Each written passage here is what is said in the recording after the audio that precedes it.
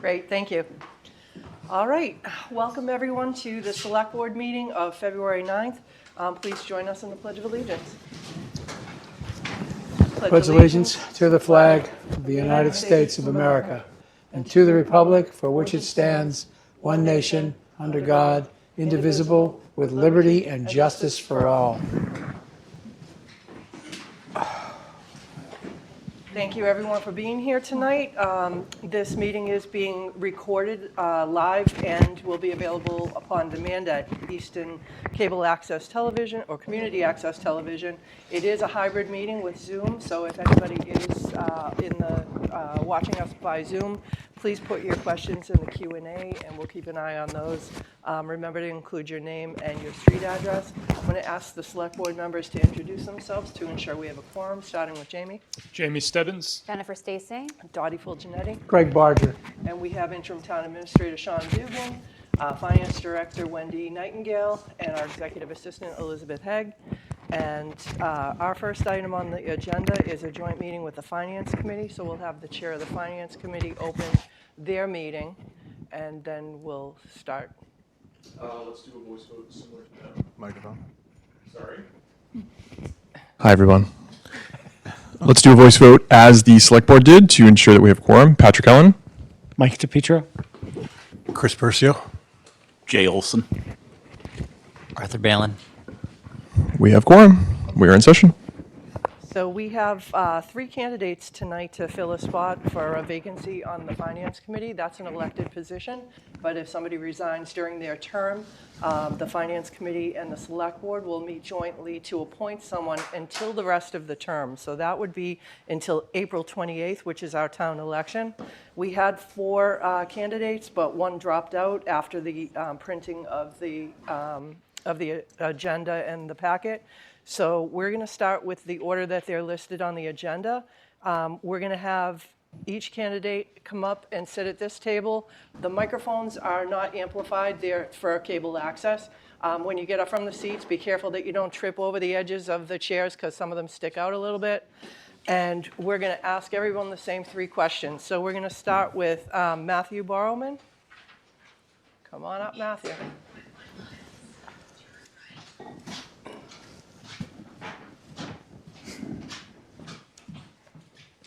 Thank you for being here tonight. Thank you for having me. So we're going to ask everyone the same questions.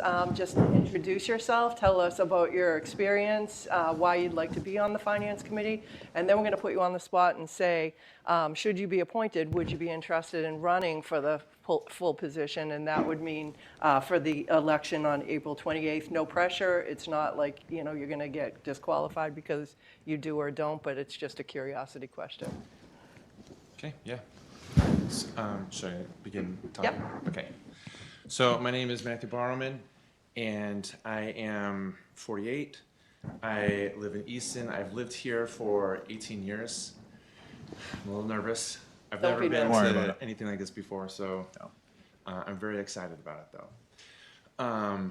I have 4 kids, and I've been volunteering in their activities until they've aged out of programs that had volunteers run things. So I've been coaches, basketball coach, softball coach, soccer coach, and I also work in quality control as in the pharmaceutical company.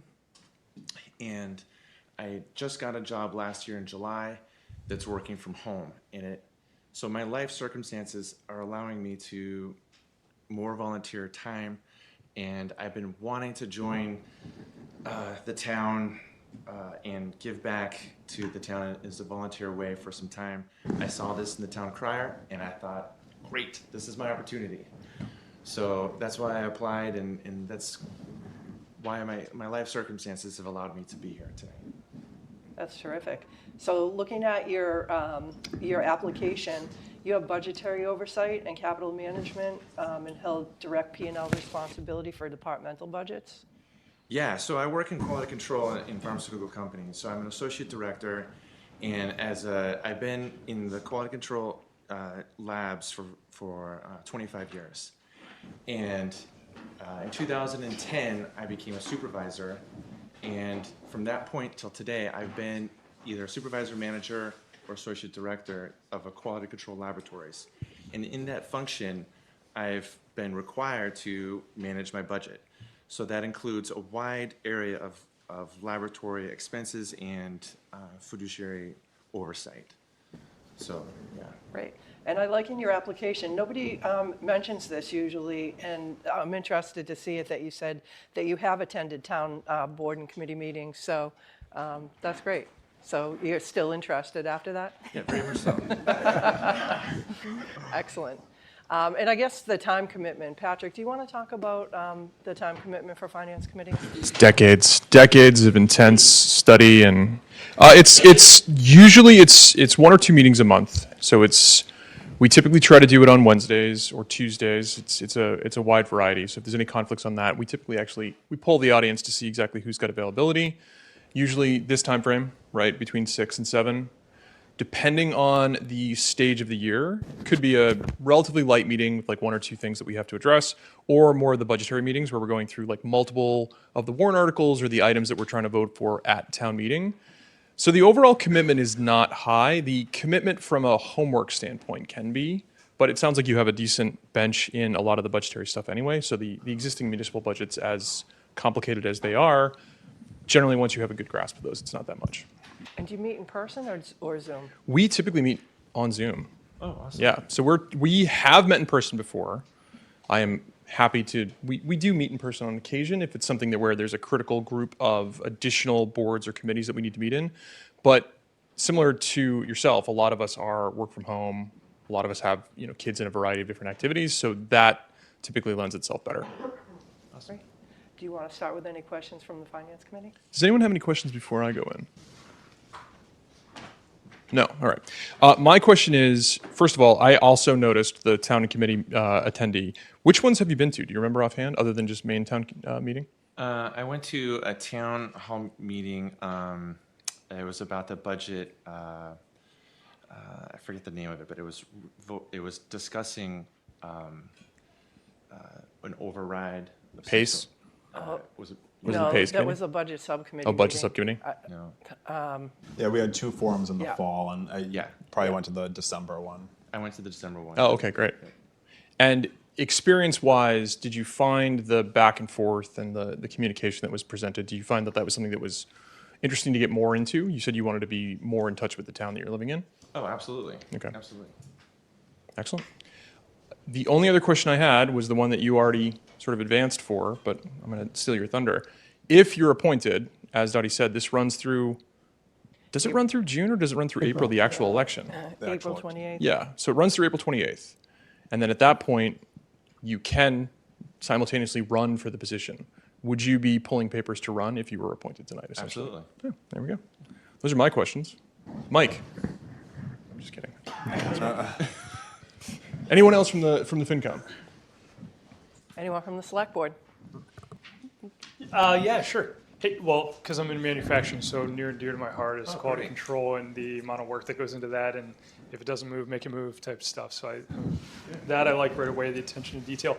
Well, why finance committee? Why of Because it's the best committee, Jamie. It's the best committee of all the committees, let's be fair. so Yeah, so for one, I saw it in the town crier and it called for a volunteer position. So that's when I saw that, I jumped at it. As far as the finance committee goes, I enjoy finances, so I enjoy numbers and data and information, and I feel like in my profession, it's forced me to change as a person, where I get results in and I take a very good look at them and a hard look at them. We make a certificate of analysis and the summary of what we've tested in the lab. When things go wrong, and sometimes they do, we look into what actually happened, and it's a deliberate process, and it's kind of my professional life has molded my thinking in such that I really enjoy information and looking down at well, not just numbers, but going down to the details. And I feel like the finance committee is just in line with that. So great. No, thanks, Matthew, and thanks for coming out. yeah, thank you. Great. All right, thank you very much. If you want to go sit back down, we'll have the next person come up, and you can wait, and we'll deliberate right after we do the 3 interviews. Thank you. Next, Robert Meltz.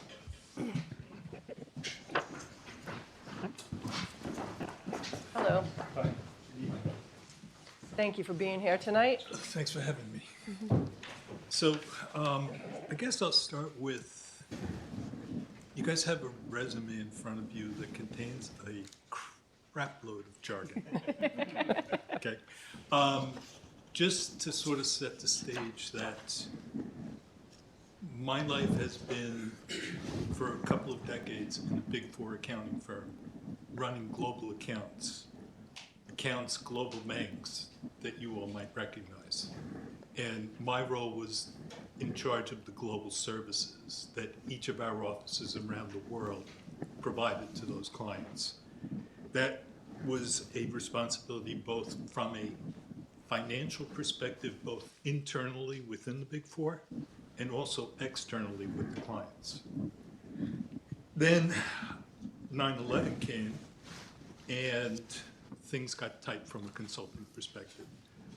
And I received a generous severance package, started my own consulting business, and basically consulting to senior executives at Fortune 500 companies, as well as some ad hoc consulting work to some of the organizations that I had previously provided services to. I then sold that business because an opportunity came up here in Boston. The previous was all New York, was Boston, with one of the largest asset manager custodial banks in the world, and took a executive role in HR. And they relocated us to this area. During the relocation process, we were afforded the ability to be guided through the different towns. And we got off 495, started driving up Bay Road. And the kids in the car said, "Dad, this is the place." We have been extremely happy here. That was 2008. The kids flourished in the schools. They now have their own careers. My wife did a lot of volunteer work, both garden club, tempo, all kinds of stuff. I devoted time to my career, and like many of you on the select board, chose that the extent of my volunteering was mentoring within the organizations that I was in, as well as financially. Since I retired a few years back, I was fortunate enough to retire early. I've been looking for the right mix of things to do. I currently volunteer someplace, and when I saw this opening, I thought it would be a good opportunity because, one, forgive me, it doesn't involve politics. It is financially focused, which is partially my background. And I can go through a series of accomplishments, but financial discipline, the risk management, all of those areas, if you go past the jargon, you'll see that I've had exposure to. Great. Well, very impressive resume, for sure. And you heard about the time commitment. Could you hear Patrick from where you were sitting in the back of the room? I could. Okay, great. And you don't have a problem with that? You're Not at all. retired? And what about running for office to continue on with that? So I am open to that. What I would look to is if I'm fortunate to fill this role, is to have a dialogue with the 5 of you and other members to understand all the details of what your experience has been like and make a final decision. As I said, I want to make a difference. I don't want to just have a role for the sake of a role.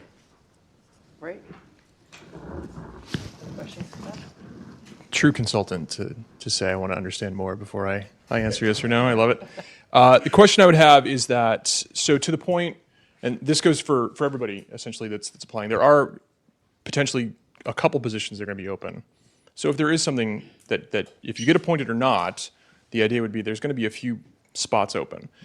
Have you been to town meeting? No, I have not. Okay, so smart man. Your statement, I'm not putting any cold water on the statement about the politics side, but there are obviously citizens that will have questions. They do get involved. They sometimes have their own angle on things or their own understanding of things. In those cases, there is a little bit of an educational aspect, but I'm sure that's not beside what you would expect anyway. You mentioned the consulting role. I mean, and I'm sure many of you in corporate understand there is no escaping politics. Right. Right.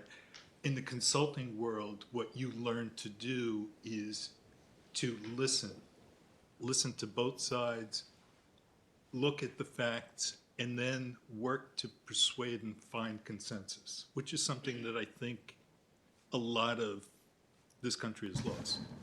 But to work towards a consensus. When I moved here, I was always proud of reading in the Easton Ledger about the consensus that this town always achieved and what is the right way forward for the town. And I feel strongly about that. Excellent. Thank you. That's it for me. Does anyone on the FinCom have any questions? Yep, off to. Hi.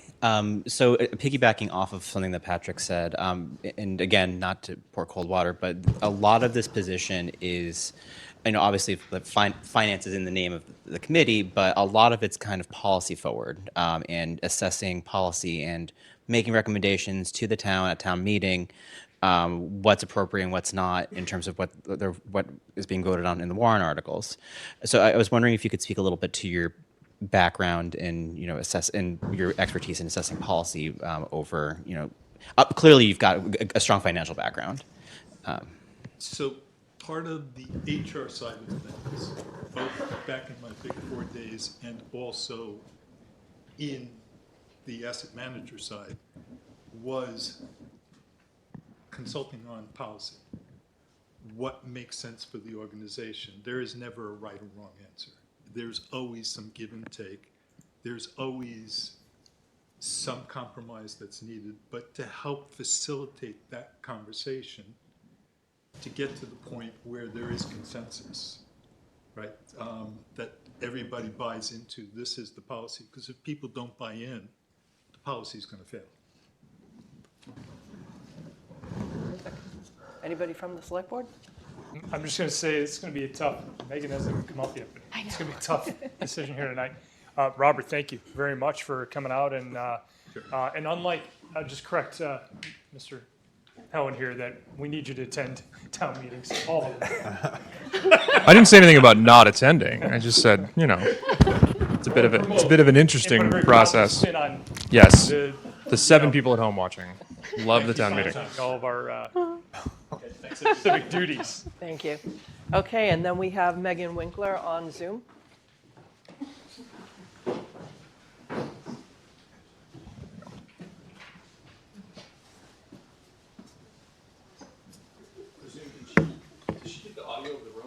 Yeah, she gets all of it. She turns it- Hello. There we go. You'll see her.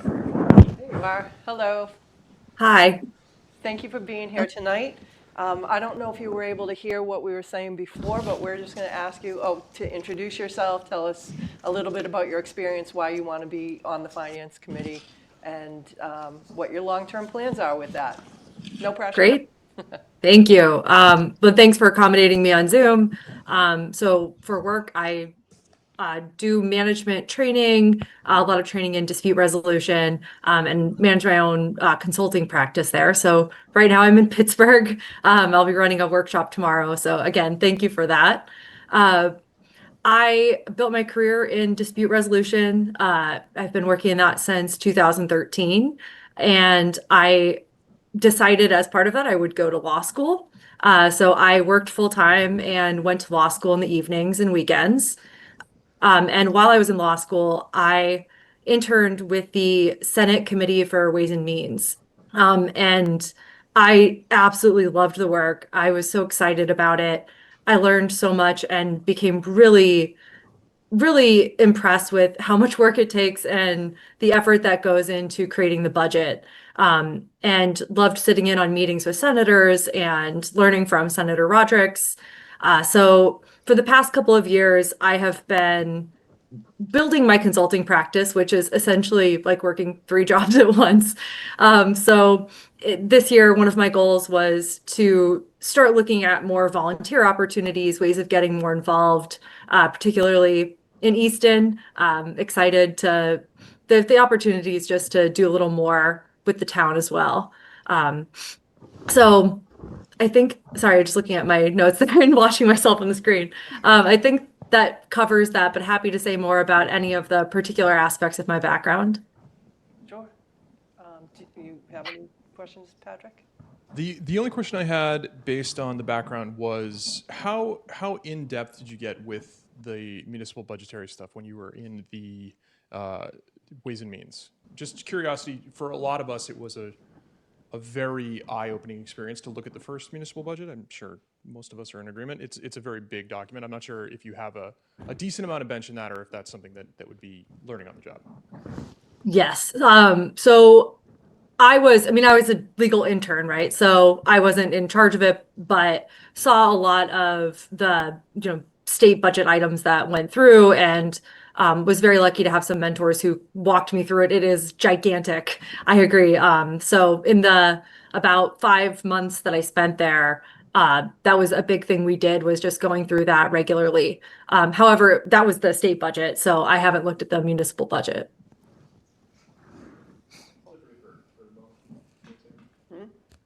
That's it for me for the moment. If you want to take it, I'll have. Your other team members? Does anyone else in the FinCom have anything? That's it for us for now. Any of the select board members? Yeah, no, thank you, Megan. How long have you lived in Easton? I have lived in Easton since fall of 2018. Great. No, fantastic. And thanks. So, and I guess it was the time piece too, because I know you're busy, you're running your own business. It's because of some time has freed up. You kind of got a lot of the, I guess, time critical things accomplished, and now you have a little more time to commit to volunteer work. Yes. I started law school in 2020 during the pandemic. That was 4 years. And then over the last 2 years, been building my business. So, since I've moved to Easton, a lot of other projects, a lot of other work going on. So this year, definitely seeing more openings to have a little more time to volunteer and do less work and more giving back. Awesome. And Patrick, I think you said it, there's going to be additional openings, right? Although you're filling this appointment for this small period of time, and then come the elections, you expect. So I just hope all 3 candidates will keep that in mind. Yeah, that's that. You reminded me. I was going to ask that question. I forgot in the top. If you were appointed or not, is there any interest in running for the open spots that will be after the appointment? Because in April there are going to be at least 1 seat that we know of, if Yes. not more. Okay, thank you. Well, what we can do is send an email to all 3 candidates and let you know what the schedule is, because you have to get signatures and turn those in. It's not a heavy lift. The finance committee members don't generally campaign and do things like that. Sometimes there's just enough seats for the people that are running. So, the writing seems to be on the wall that a couple or some people might not reapply, renew for their to run again. So there might be more openings than we expect. So The last day to obtain papers is going to be Friday, March 6th.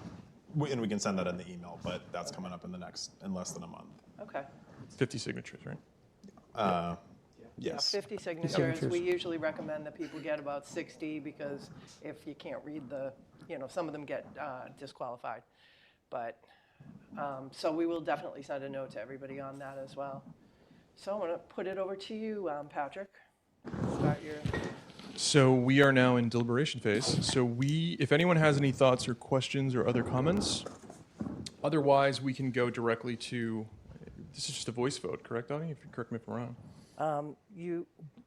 Just who you Same motion who you and wanna recommendation, recommend, right? And if you make, well, how do we do this with both It's been a groups? bit. I think everybody kind of says who they're interested in, We or just add up the numbers, yeah. and then we'll make the motion in the second based on that. After we both go, or just So FinCom somewhat goes of a and straw poll first, right? Yeah, so let's see Yeah. if we can gain consensus Okay. right off the bat. all right. Sean, are you going to take? Yeah. You got it? Okay. So, knocking everything down. So for the FinCom side, we're going to deliberate first, and then we're going to go to Select Board. So, do we have any thoughts or positions so far? Directly in front of the people we're about to vote on in an incredibly awkward way. Yeah, no, I'm fine with it. I just wanted to call it out, you know. I thought all three candidates were remarkably appropriate for what we're looking for. I don't know if that makes it easy or difficult, but I will be delighted in any case. My own personal opinion, based on all of the 3 minutes of each, is that Matthew stood out to me. Some of the coaching, some of the participation in town activities spoke to me personally as something that's exceptionally valuable in terms of being part of the community and giving back to the community. And for my own personal journey, I find a lot of what we do here on Finance Committee, Select Board, et cetera, as part of that experience of being a part of the community. So those are my thoughts. Not yet? Jay? I'd like to echo those same thoughts with regards to Matthew. It actually reminds me of 4 or 5 years ago when I think we were still in the middle of COVID, and I was interviewed virtually. And I was at a similar point, Matthew, where my son was in college, and it allowed more time to do different things and give back to a community that I've been involved with or grown up with my whole life. So your story I saw myself a little bit in your story, Matthew, so that's why I'd like to consider Matthew for the position. Yeah, I mean, I'll echo, I think, what everybody said. I think we've got 3 very solid candidates, and I would encourage all of you to pull papers immediately, because it is not a heavy lift, but it does take time, and I think all 3 of you would be excellent on our committee, and I can see all of you succeeding well. So seriously, I encourage you. I'm going to change it up a little bit. I guess attorneys stick together. I wanted to say that I think Attorney Winkler it would be a strong candidate. I think she was modest in having done legal internships myself. You get exposed to a lot of important policy and work, and I think that would be a very strong asset to our committee, not just because of budgetary exposure, but also because the interplay between the state budget and the municipal budget is something that we do have to keep an eye on. And I do think that's something worth noting. But like I said, I think all 3 candidates would be solid. I think we really can't go wrong with any of them. But I think that's kind of where my head's at right now. Well, I'm going to switch it up even more. So I think all 3 candidates would make great options for the short sprint between now and the end of the term. But as I think if there's another term going forward and any of the 3 of you opt to run, I think just thinking about the things that the Finance Committee gets involved in, oftentimes partnering with various department operations to help comb through the details of their budget, which is a very kind of consultative type of thing. There's a lot of noise, right, in the population about the town budget and about what we're spending money on and whether we're spending within our means, and there could be an outcry for audits over the next 3 to 4 years, and so I just find that Robert's background might be very useful to the committee in that regard. So he would be my vote. Thank you. I agree with the consensus that everyone said about all 3 candidates. I think that all 3 of you seem to be in a perfect position for the openings that we have. We obviously only have 1 tonight. I will say that someone currently sitting on the select board was also in a very similar position before, and you can see here. Tell the story, Patrick. Oh, you can still tell the story. I'm not stealing your thunder here. But I think that the idea tonight is that again, echoing what Arthur said, we really would appreciate it if you guys do have the idea or the thought that this is something you can continue on with, that pulling papers and running for it outside of this first appointment is honestly just, it's a hugely valuable act, and it does become one of those things that it really does get you deeply involved with all the various different pieces of the town. I guess I can change it up again. I am also, I echo the thoughts on Matthew. I echo the thoughts on Robert. I was going to go with, in my straw poll here, with Megan, because I think that I was an English major and I'm a tech dork now. And when I first looked at the municipal budget, I was stunned and crying. Listen, tech dork, don't start with me. But I think that having that firsthand experience and having that background does help. So that would be my initial straw poll. All right, Jamie. Yep, I'm going to go with Melts.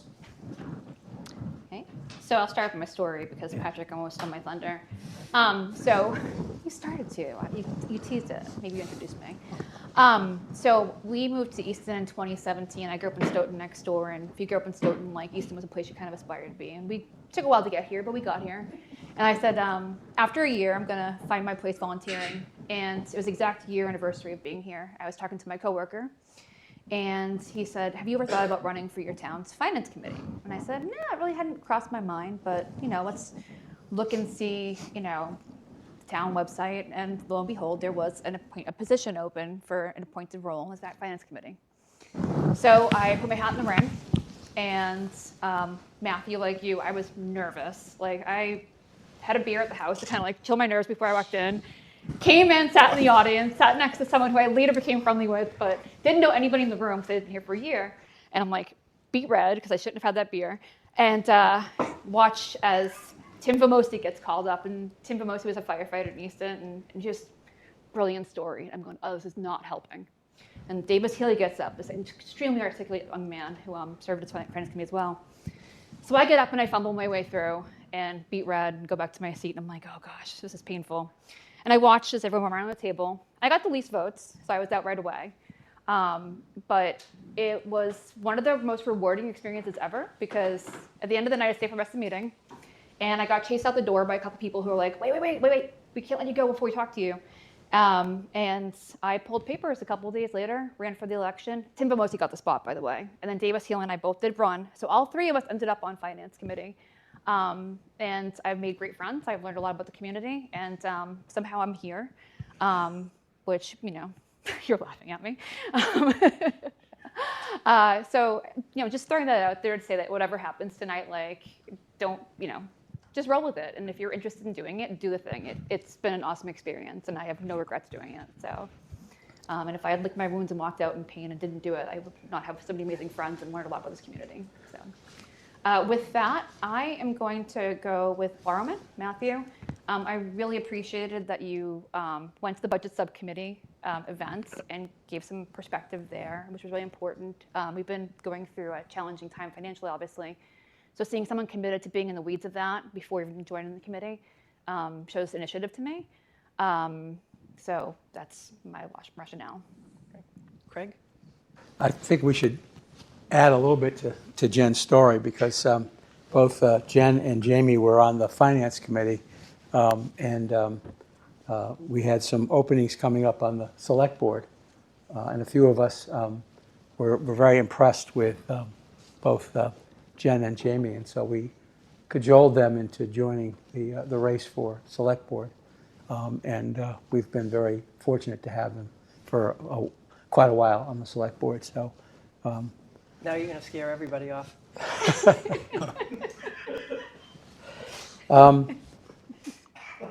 I concur that we can't go wrong with any one of the three of you. I really appreciate the fact that you stepped up and asked for the opportunity to do this. I think I'm leaning more towards Robert because of his experiences. So my vote would be for Robert. Okay, so there's 3 for Matthew, 3 for Robert, and 2 for Megan. So I have to be the tiebreaker. I'm going to also, I'll vote for Matthew as well. And I do that, again, all three. These are some of the hardest votes to happen, especially in this context. But knowing that there's probably going to be 2 other seats available in addition, it's likely that all 3 of you could get on the Finance Committee, especially unopposed. Usually there's not a lot of candidates for that. So with that, if somebody wants to make a motion for Matthew? So I move that we appoint Matthew Barrymore for the position currently open on the Finance Committee Second. Until April 28th. till April 28th of this year. So that's Barger and Stacy, and we'll do a roll call vote starting with the Finance Committee, Patrick? Helen, yes. Petro, yes. By No, you have to say the you gotta last do name. Last name. Oh, sorry. It's Barrowman. Barrowman, Helen. Barrowman DePietro. Borrowman Percio. Bowerman Olson. Roman, Balin. And Can you, Stebbins Barrowman. Stacy Borman. Barrowman. Barger Barrowman. Okay. That's okay. It's all right. So that's official. So you will get an email from the town clerk, and she'll give you instructions on getting sworn in. I think there's probably only 3 meetings between then, so you'll learn a little bit about it. But again, encourage all 3 of you. I'll send you an email. If you have any questions or you want to talk about it, you can respond to me. Happy to talk to all 3 of you, and so will Pat. And I was going to say, if you want to reach out to both, we're happy to give you the real world, what the day-to-day looks like. If you do want to run, what that expectation is, what the experience is like. Again, I can't reiterate it strongly enough. I think if all 3 of you ran, all 3 of you would easily get in. This is probably the most qualified group of people outside of Jen Stacy, obviously, that has ever gone for the appointment moment within this time frame. There are 3 seats that are open, including the seat that was appointed tonight. So there are 3 full terms that are available. okay, so you hear that? 3 seats available. Yes, please, please, please run. All right. Well, thank you very much, and we appreciate you being here tonight. Yeah, thank you all. Thank you, everybody. Thank you. So the next item we have is the Select Board and the Finance Committee vote for fire, EMS vehicle, and equipment revolving fund spending limit increases. The Fire Chief is requesting that the Select Board and the Finance Committee approve a temporary increase to the spending cap on the fire, EMS vehicle, and equipment revolving fund from $50,000 to $2.5 million. This should be a very interesting conversation. This increase is needed so that the town can finalize a purchase contract this month for a new ladder truck, costing approximately $1.8 to $1.9 million. Recent changes to fire EMS staffing and service delivery require a new ladder truck that's compatible with the updated operational model. The current ladder truck no longer meets the department's needs. And to support the purchase, the fire apparatus dealer is offering $1,650,000 in trade-in value, which will be placed in escrow and deposited into this revolving fund until the new truck is delivered, because the department must execute because the department must execute the contract before the annual town meeting. A mid-year adjustment to the spending cap is necessary and permitted under Mass General Law. Raising the cap to $2.5 million will allow the fire department to complete the ladder truck acquisition and address related equipment needs. And Chief, oh my gosh, Alexander and Deputy Chief Carroll are here. It's been a long Monday already. How are you, Chief? Good to see you. John, how are you? We're just pulling up a presentation from the chief, and you can just let me know. Sure.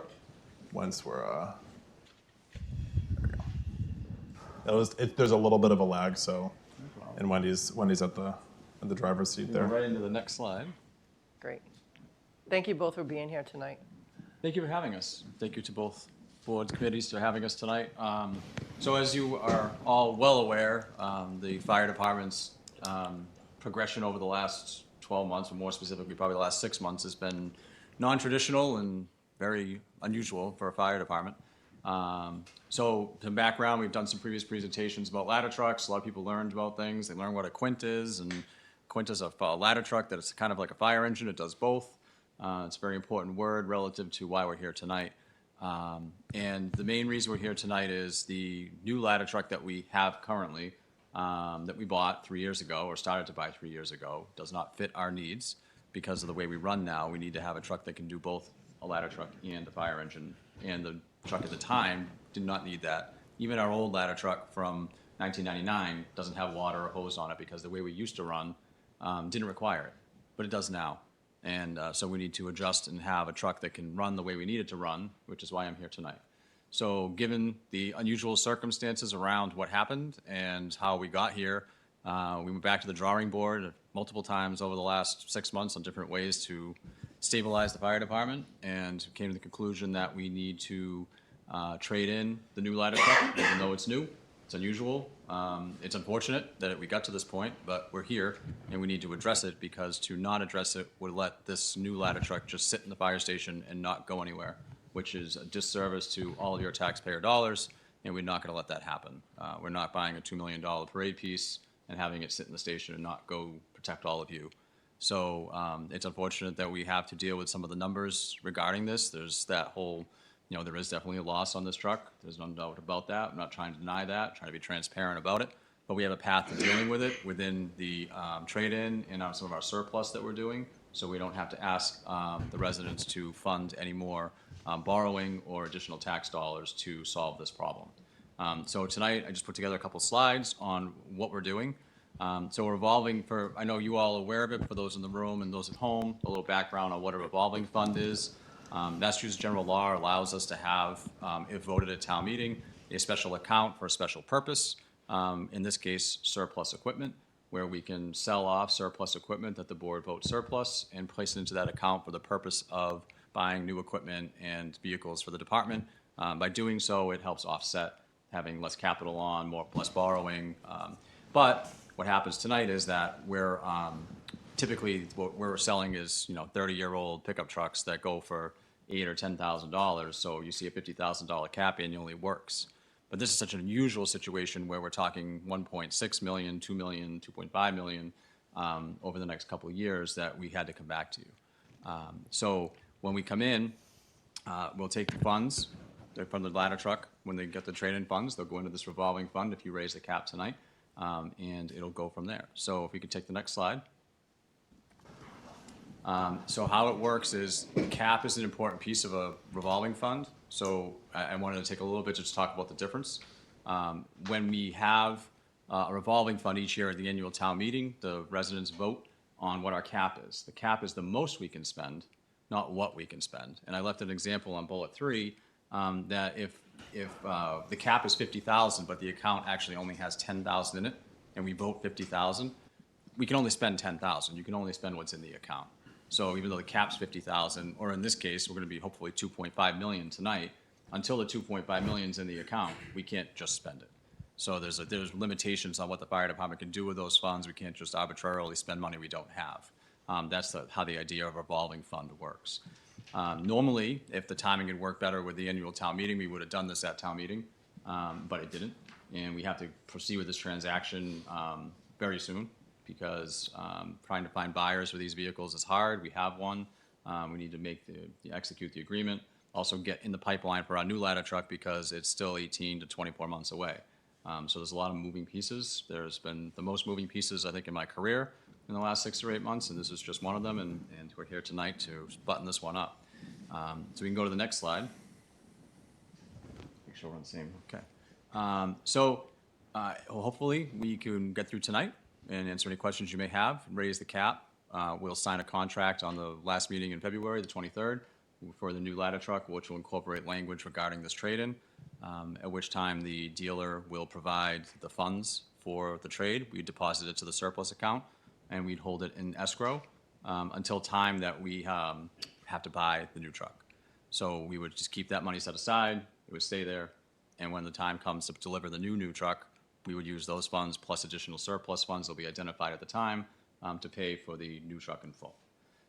So that's the general background on all of this and what we're going on. I don't want to be labored. I know there's a lot on tonight.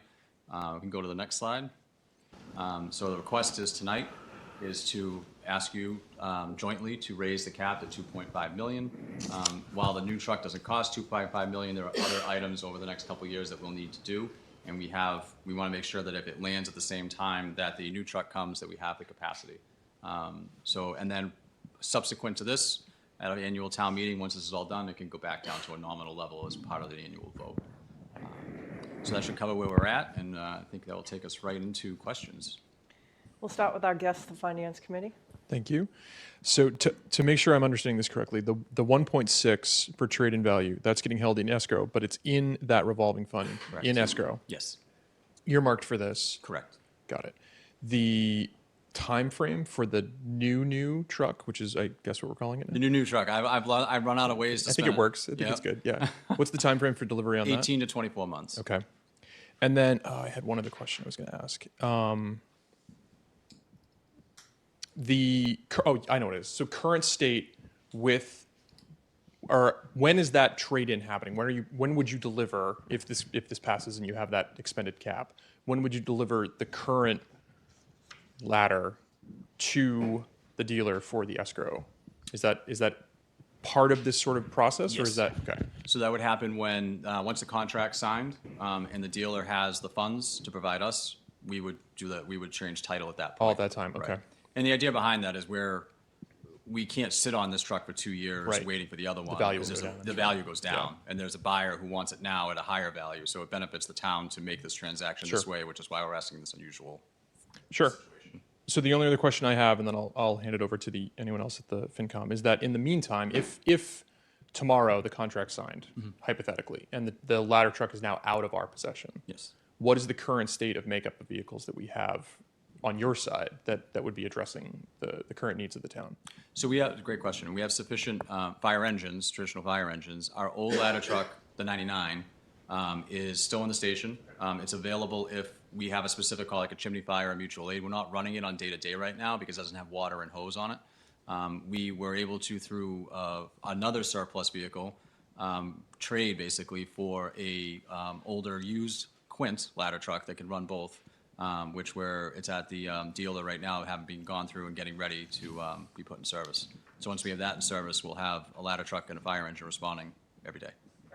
Those are my questions. Anyone else from the Finance Committee? Just a couple questions. It says here that that we need to sign the contract now. We can't wait until May town meeting. What's driving the timing on that? The buyer. So a dealer can't sit on a truck of this value. No dealer could, and it's really contingent upon having a buyer. And they've known we're going to do this, so the dealer, having a good relationship with us, went in search of a buyer. And this type of truck in particular, because we bought a very specific truck, the new truck, not the new truck, was bought to be very short relative to what it is. It's a platform that's really short, but it's a little less traditional. It's non-traditional, really, because we were trying to fit it in our Easton streets, but also have a platform. So it's a bit of a niche truck, and finding a niche buyer is hard, and they have one, and somebody who actually has money right now. And we also want to get in the pipeline for our new truck as soon as possible as well. So for a layman, like, Sure. What changed about the way we operate that makes the current new truck obsolete? The biggest part of it is the ladder truck side of it is fine. But when we designed it, we were running it staffed with our ambulance crew, and we still had our 2 fire engines responding with the water and the hose. So just like our old 99 ladder truck, it's really not set up for water and hose. So it had some water, because we were kind of bridging a hybrid. It had 300 gallons of water and 300 feet of hose to go from the truck to the fire hydrant. But that's not sufficient when it has to be a fire engine. We need, at a minimum, 1,000 to 1,200 feet, but our engines typically have 1,500 to 1,700 feet because of a couple of different long stretches for hydrants to houses in town. So just less vehicles with more functionality. Yeah, the bottom line is not enough hose and not enough water. And not enough people. I think that's really a key to the number of people that you need to have these apparatus, how many have to go on each. Can you talk about that a little bit? Because that's what helped me understand this. Absolutely. So when our shifts were staffed at 11, our ambulance crew would be, if they weren't at the hospital, would jump onto the ladder truck when there's a fire-based call. And they would staff that truck as a ladder truck, not as a fire engine. So you didn't have the need for that particular equipment. But now that we've come back down to 8 or 7 as our staffing now, not 11, we're relying on 2 staffed trucks in town, not 3. And by doing that, we've had to, in order to not have a ladder truck, because that's not a position we want to put the town in, we should have a ladder truck. It's not about the height, It's about the reach to your house. If your house is 60 feet off the street, we want a 100-foot ladder truck to make sure we can get to your house. That's why we don't have 10-story buildings in town. So we don't want to go longer than necessary without a ladder truck. But the only way to do it in a two truck system is a truck that can do both, which precipitated us needing to make the switch like we did. Gotcha. One last question. How much is the new truck? I don't have the exact quote. I'll have that in another day or two, but it's going to be somewhere in the realm of 1.8 to 1.9 million because there's still a few final pieces being adjusted. Okay, thanks. So for the, what we're discussing right now is the increase to the spend cap on the revolving fund. Just want to make sure I'm Correct. clear on that. Is it correct that nothing stops us from depositing the 1.6 from the sale of the new fire truck into that account? This solely impacts what we're able to spend out of the account. Correct. You can deposit in, but the cap is the problem. We could put $10 million in the surplus account if we wanted to, but we couldn't expend it. Got it. And nothing about what we're discussing right now has an impact on relevant appropriations for the new truck.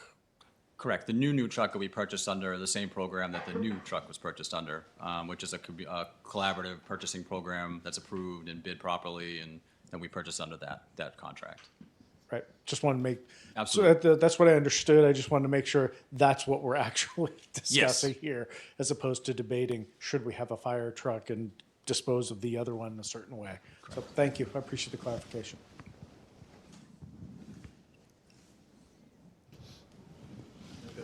That's it from our side. Jamie? Thank you, too. No, just so folks don't think that we're not asking, this is a conversation we've been having for a couple months now, so we're really well spun up with the details and why this is happening. The numbers are what they are, and they make sense. And thanks, you actually put that 1.8, 1.9 in here, so we see it. So I don't have any questions. I know for anyone who hasn't tuned in and been part of these discussions over the past few months, you may have more questions. We can turn you to meetings where you can hear and see where a lot of this is being outlined and why these changes had to be made. So thank you both. You've spent a lot of time getting us where we're at, stabilizing the fire department. This was part of that program to help stabilize the fire department so that we don't have anyone getting injured on duty, so that we have people available to respond to our folks when they're in the greatest time of need. And you've been doing an amazing job in keeping the town safe, especially with as many instances we've been responding to coming through the holidays that you guys have just been slamming. So, and I know snow just complicates things too in terms of response times and being able to get to people's homes. So thank you. Thank you. Yeah, no questions from me either. Just similar to what Jamie said, really appreciate that you consistently come in, give us really solid information, help understand what's going on. And, you've had to make a lot of really difficult decisions over the past year. And we, support you and appreciate the honesty and transparency and the clarity you bring to it all. So thank you both. Yeah, I think it's very important that we acknowledge the work that you and the firefighters have put in over the last 6 months, 8 months, and how difficult a decision it was to make all these changes. I think it's important for the public to know that you're down about 25% of your force. And that's why a lot of things have happened, privatization of the ambulance, plus all these changes in the fire apparatus that you're going to be needing. So I appreciate the work that you guys have done. Thank you. So for the amount of time that this money will be in that revolving account, is that an interest-bearing account? The interest does not accrue to that particular account. It'll be invested with the town's general cash, and that interest earnings will go into the general fund. Theoretically, could that generate enough interest to close the gap on the new truck purchase? I'd have to calculate that, but you'd have to appropriate that. Right. You wouldn't be able to just allocate that and put it towards the new vehicle. Right. I know that technically, but just in back of the envelope number, if we need another $300,000 to be able to close that gap, even though the interest goes into the general account, it can be appropriated in a budget, right? Yeah, it could be appropriated. Yeah. Okay. Yes. All right. Yeah, I mean, when we've talked all of this time about having to, zig and zag and move things around and be creative, and it's just like you solve one issue and then the next issue comes up, and it's been a real challenge when we've had our meetings. I can feel the stress. It's stressful for you. It's stressful for your whole team, and to be able to be open-minded enough to be able to find a solution. It's really, really helpful, and I appreciate the creativity in that. And, moving things ahead, this is unprecedented in our town, certainly in a lot of other towns. I know people are watching. Everybody has an opinion. They do. And I hope that if people do have questions on that, reach out, drop us an email. Don't get your information from social media. I know there's people out there that don't like when I say that, but it's true. Ask the direct source if you don't understand. We're not getting a new fire truck because we didn't design the buildings to the right size to hold the fire trucks. Like, there's a lot of stuff out there that's just not true. So I just want to make sure that people know that they can drop you an email, they can drop the select board an email if there's any questions about it. But I really appreciate you with all the effort that you've made to make these decisions. Thank you. And just to that point, I've had a few residents email, and I've gotten on phone calls with them and had lengthy discussions and provided the information and found once you understand and have that information, it's a lot easier. We don't have to like it, but it's important to have those facts, and I appreciate you pointing that out. Like, it did fit in our stations. That was one thing that was flying around there that was never an issue. So, but thank you. And also the other thing that I don't understand, like the nuts and bolts of like how many people have to be on what kind of an engine and what do they do, and just the thought of the amount of people that you need to roll out those hoses. You can't just have one person on that engine who gets there first to set things up. I think it's really helpful to go back to some of our meetings and see that you have explained that and we have talked about it. So I'm happy to refresh that again if anybody wants. Dottie also mentioned that the chief and I did work to put together a transition to private ambulance service webpage that has FAQs for all the questions that you were just talking about, as well as the presentation from the chief at the December 15th select board meeting, and just a little bit about how we went through this process. So anyone that has, it's easton.ma.us/EMS, and it's also available from our department drop-down menu for anyone that's interested. Oh, thank you. I didn't even know that. Great. All right. There is a Dottie, motion. Dottie, just a quick question. Sure. Wendy, a technical point, I was curious about the escrow. Is it our escrow Yes. that it's going in? Okay. Yes. So I get confused when you said it went into the general fund. Right, it's in escrow because of the fact that we're trading our equipment and we have to wait until we are able to get the other piece. Yep, understood. I was imagining a third-party escrow. Sorry, it was just a technical question. Thank you. All right, Craig, do you want to read the motion that's drafted regarding Yeah, this? sure. I move that the board or the committee vote to approve the spending limit increase of the Fire EMS Vehicle and Equipment Revolving Fund to $2.5 million. Second. That's Bodger and Stacy. We'll start with the Finance Committee, and this will be a roll call vote. Procedurally, is Mr. Orley? No, he's Hasn't not been sworn in yet. Thank you, though. Helen, yes. DePietro, yes. Percio, yes. Olson, yes. Balin, yes. Stebbins, yes. Stacy, yes. Full Janetti, yes. Barger, yes. All right, it's done. Thank you. Thank you. We'll While we see you have you later. here, can we ask you, I just want to congratulate you for the transition on the ambulance that happened last week? Last Sunday. Last Sunday. Very first. How's it going? It's going well. We made the transition. We haven't had any operational issues. The crews on both Brewster and Easton Fire have done a great job working together, and there's been no issues with responses to those in need. It's really gone pretty much according to plan. I think the only issue we had was with some radio, garbled, scratchy radios, and we were able to address that and got that squared away pretty quickly. And if that's the only issue we're having right now, we're doing really well. And I think a lot of the planning and the work and the support shows why it's going as smoothly as it does. It is I was going to say that's a real testament to the planning that went into that transition. So thank you both. And I heard that you did the heavy lifting on that, John. So We always make the joke that the chief stays in his office and plays solitaire. Chief Alexander does not have a day of solitaire. We'll find a way out of it. The amount of out-of-the-box thinking that goes on is absolutely incredible. It's been great working next to you. Time I walk in and with some idea, I'm like, so let me run this by you. I'm sure he's like, oh no. But, yeah. Well, hopefully things can like lay low and settle down for a little Getting while. there. So Getting there. We can see the light a little bit. excellent. Thank you both. Thank you Thank you. both. Appreciate it. Thank you, gentlemen. All right. Next, we have licenses Actually, and we have permits. to adjourn the. Oh, we got to. I'm sorry. You got to adjourn your We meeting. love you guys. We'll stay all night. But so do we just You make a motion, make a motion? to adjourn. Could I have everyone's favorite motion? Motion to adjourn. DePietro. Do I have a second? Second, Percio? Helen, yes. DePietro, yes. Percio, yes. Olson, yes. Balin, yes. That's a wrap. Thank you all. Appreciate the time and effort. Thank you. We appreciate you being here.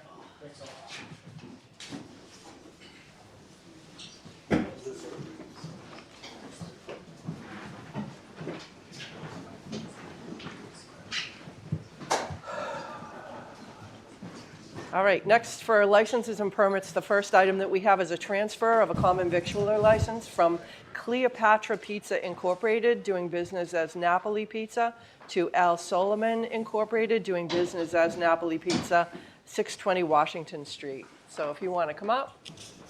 How you doing? Hello. Welcome.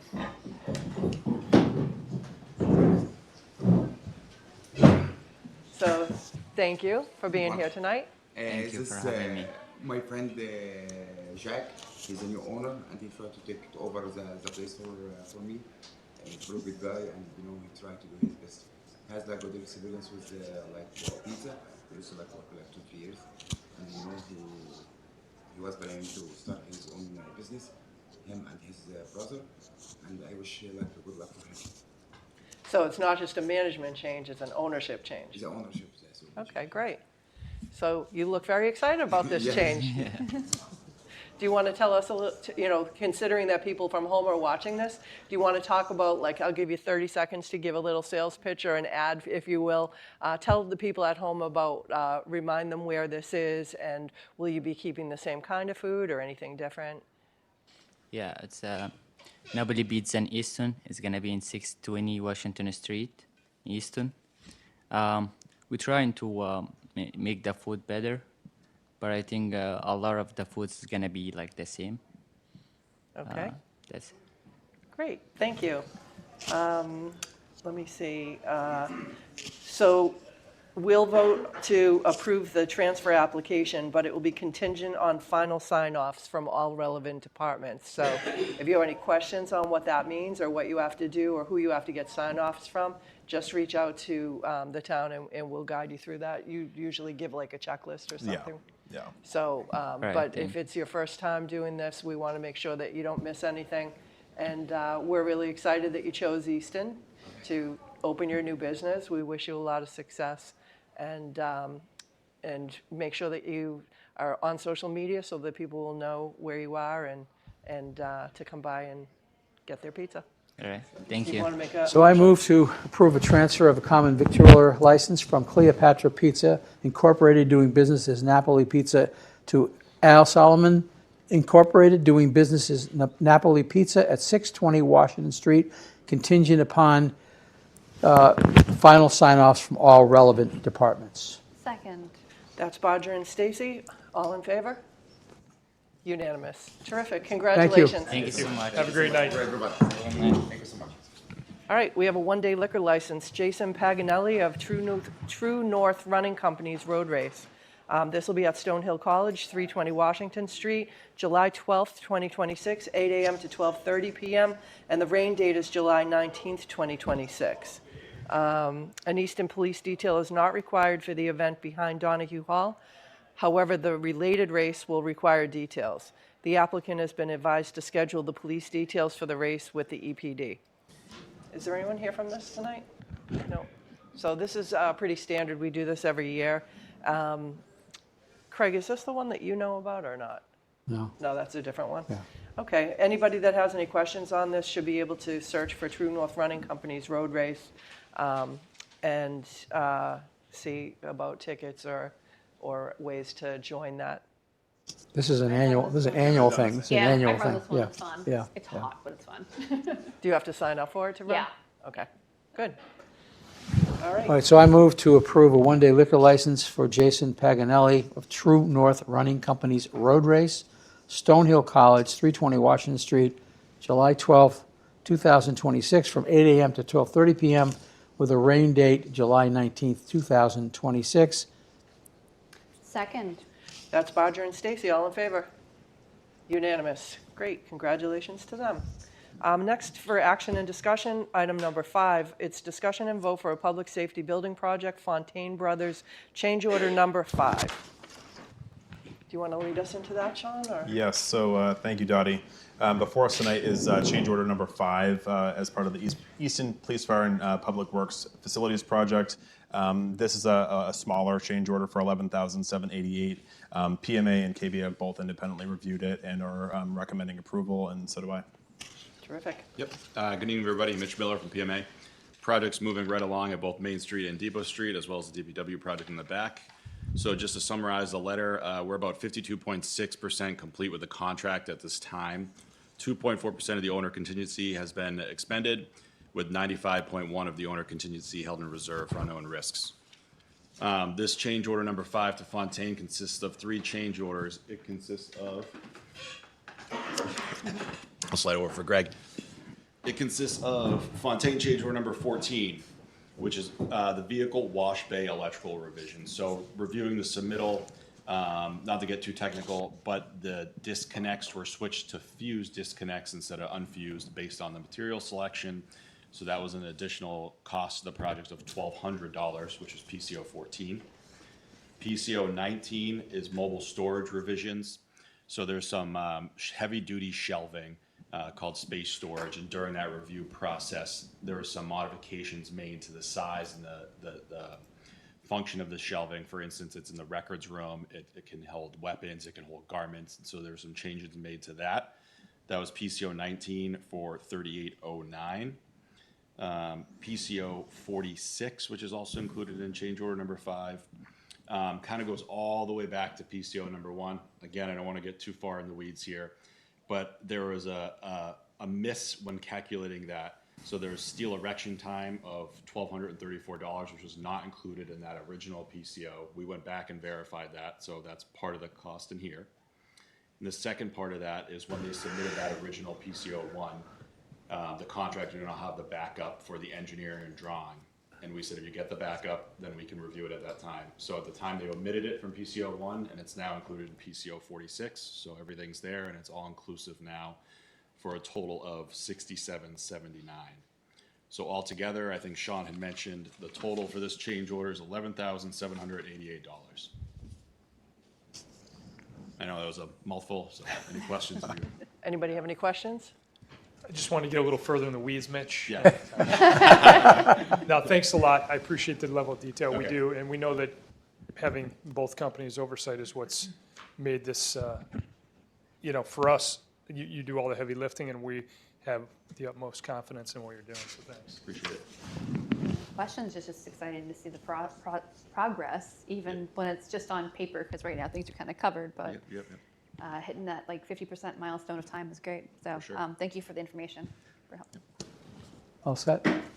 Yeah, and just for the people at home that might be looking at this for the first time, we have this technical review committee that gets these change orders, evaluates them. You guys, negotiate things and really dig into why they're needed. And to have 2.4% of contingency right now at 52% of the contract is really great. We all know that as you get further along towards the end, some of those punch list items is when you'll see some more of these happen. So I don't want anyone to be surprised if you start to see a little bit more of a volume as we go along towards completion. But this is a really good spot for where we are right now. And we're really pleased with that. And in addition to being about $9 million under budget on the construction bids right out of the gate, and being on time, I should probably knock wood when I'm saying some of this stuff, but we're really, everything's progressing very well. It sounds like all your contractors are working well. I see most often the one that's up on the corner here on Stone Hill's property, the fire station there. And I just can't believe every time I drive by it, it's so different. And certainly the one on Depot Street with the big, what you can see from the street, but seeing the drone footage for what's happening behind it is really pretty exciting too. So thank you very much for all the detail that you give us on these. Absolutely. Craig, you want to? So I move to approve the change order number 5, Fontaine Brothers, with the public safety building project, in the total amount of $11,788. Second. That's Bodger and Stacy, all in favor? Unanimous. Thank you. Thanks for being here. Thank you, gentlemen. Good night. Next, we're looking for an update from the Stormwater Utility Steering Committee. Thank you, Dottie. Tonight, joining us is DBW Director Dave Field and Stormwater Utility Steering Committee Chair Jim Hamilton. They're going to provide us an update on the progress of the committee's work to date, working towards a proposed stormwater utility ahead of the 2026 annual town meeting. The committee is hosting a public forum this Wednesday, February 11th at 6 p.m. at the DBW facility at 130 Center Street. And we're going to just pull up some slides now, and Dave and Jim are going to take us through it. Thank you. Good evening. I'm going to let Jim go drive the ship on this as the chair of the committee. Sure. Thank you. So the first slide, just a quick update on where the Stormwater Utility Committee Steering Committee is. Just give you some brief information. A stormwater utility, provides a dedicated, predictable revenue stream by assessing use factors that correlate with runoff contributions. Quick update on where we are. So in September of 2025, the Select Board appointed 7 members of the Stormwater Utility Steering Committee. In November, the town meeting appropriated $35,000 for a feasibility study. Since then, we've held 5 meetings to date where we've reviewed different aspects of a stormwater utility, what it could look like for Easton. And as of our last meeting, made some decisions on how we want to proceed presenting this information to the public. So a version 1 of what the stormwater utility could look like. If you don't mind going to the next slide. So what are we recommending at this point? Right now, what we are recommending is a $100 annual fee for all single-family parcels and residential condo units, which is the vast majority of Easton. 1 ERU equals about 3,900 square feet of impervious area. We are exempting municipal and state-owned properties from this fee. The thought process being the town would have to then spend general taxes or general revenue funds to pay this fee back to itself or back to its stormwater utility. And then so we are exempting municipal and state-owned properties for those reasons that taxes would essentially have to pay this fee. And then for the rest of the parcels in Easton that don't fit those 2 qualifications, there would be a $100 fee per ERU. So larger parcels that go beyond that 3,900 square foot or have multiple ERUs would be calculated, and their fee would be based on that calculation. We do expect this to generate, if this were to go into effect, approximately $1.3 million per year to help maintain and eventually improve stormwater infrastructure in the town of Easton. Jim, you want to just explain to people what impervious means so that they understand what we're talking about? Sure, yeah. Okay. So to keep it, I guess I'll try to be in layman's terms, not that I'm an expert, but basically there's kind of 2 types of area, I guess I'll say. So there's the impervious, if you think about it from your home's perspective, your roof, your driveway, patios, things that are outside that cannot absorb stormwater or rainwater. And then the rest of it that might be grass or undeveloped land, in theory, can absorb that rainwater or stormwater when it occurs. So just to be clear, though, for everyone, like we said, for residents, there would not be a calculation on your property, the amount of impervious space that's on your parcel of land in the town of Easton in this proposal.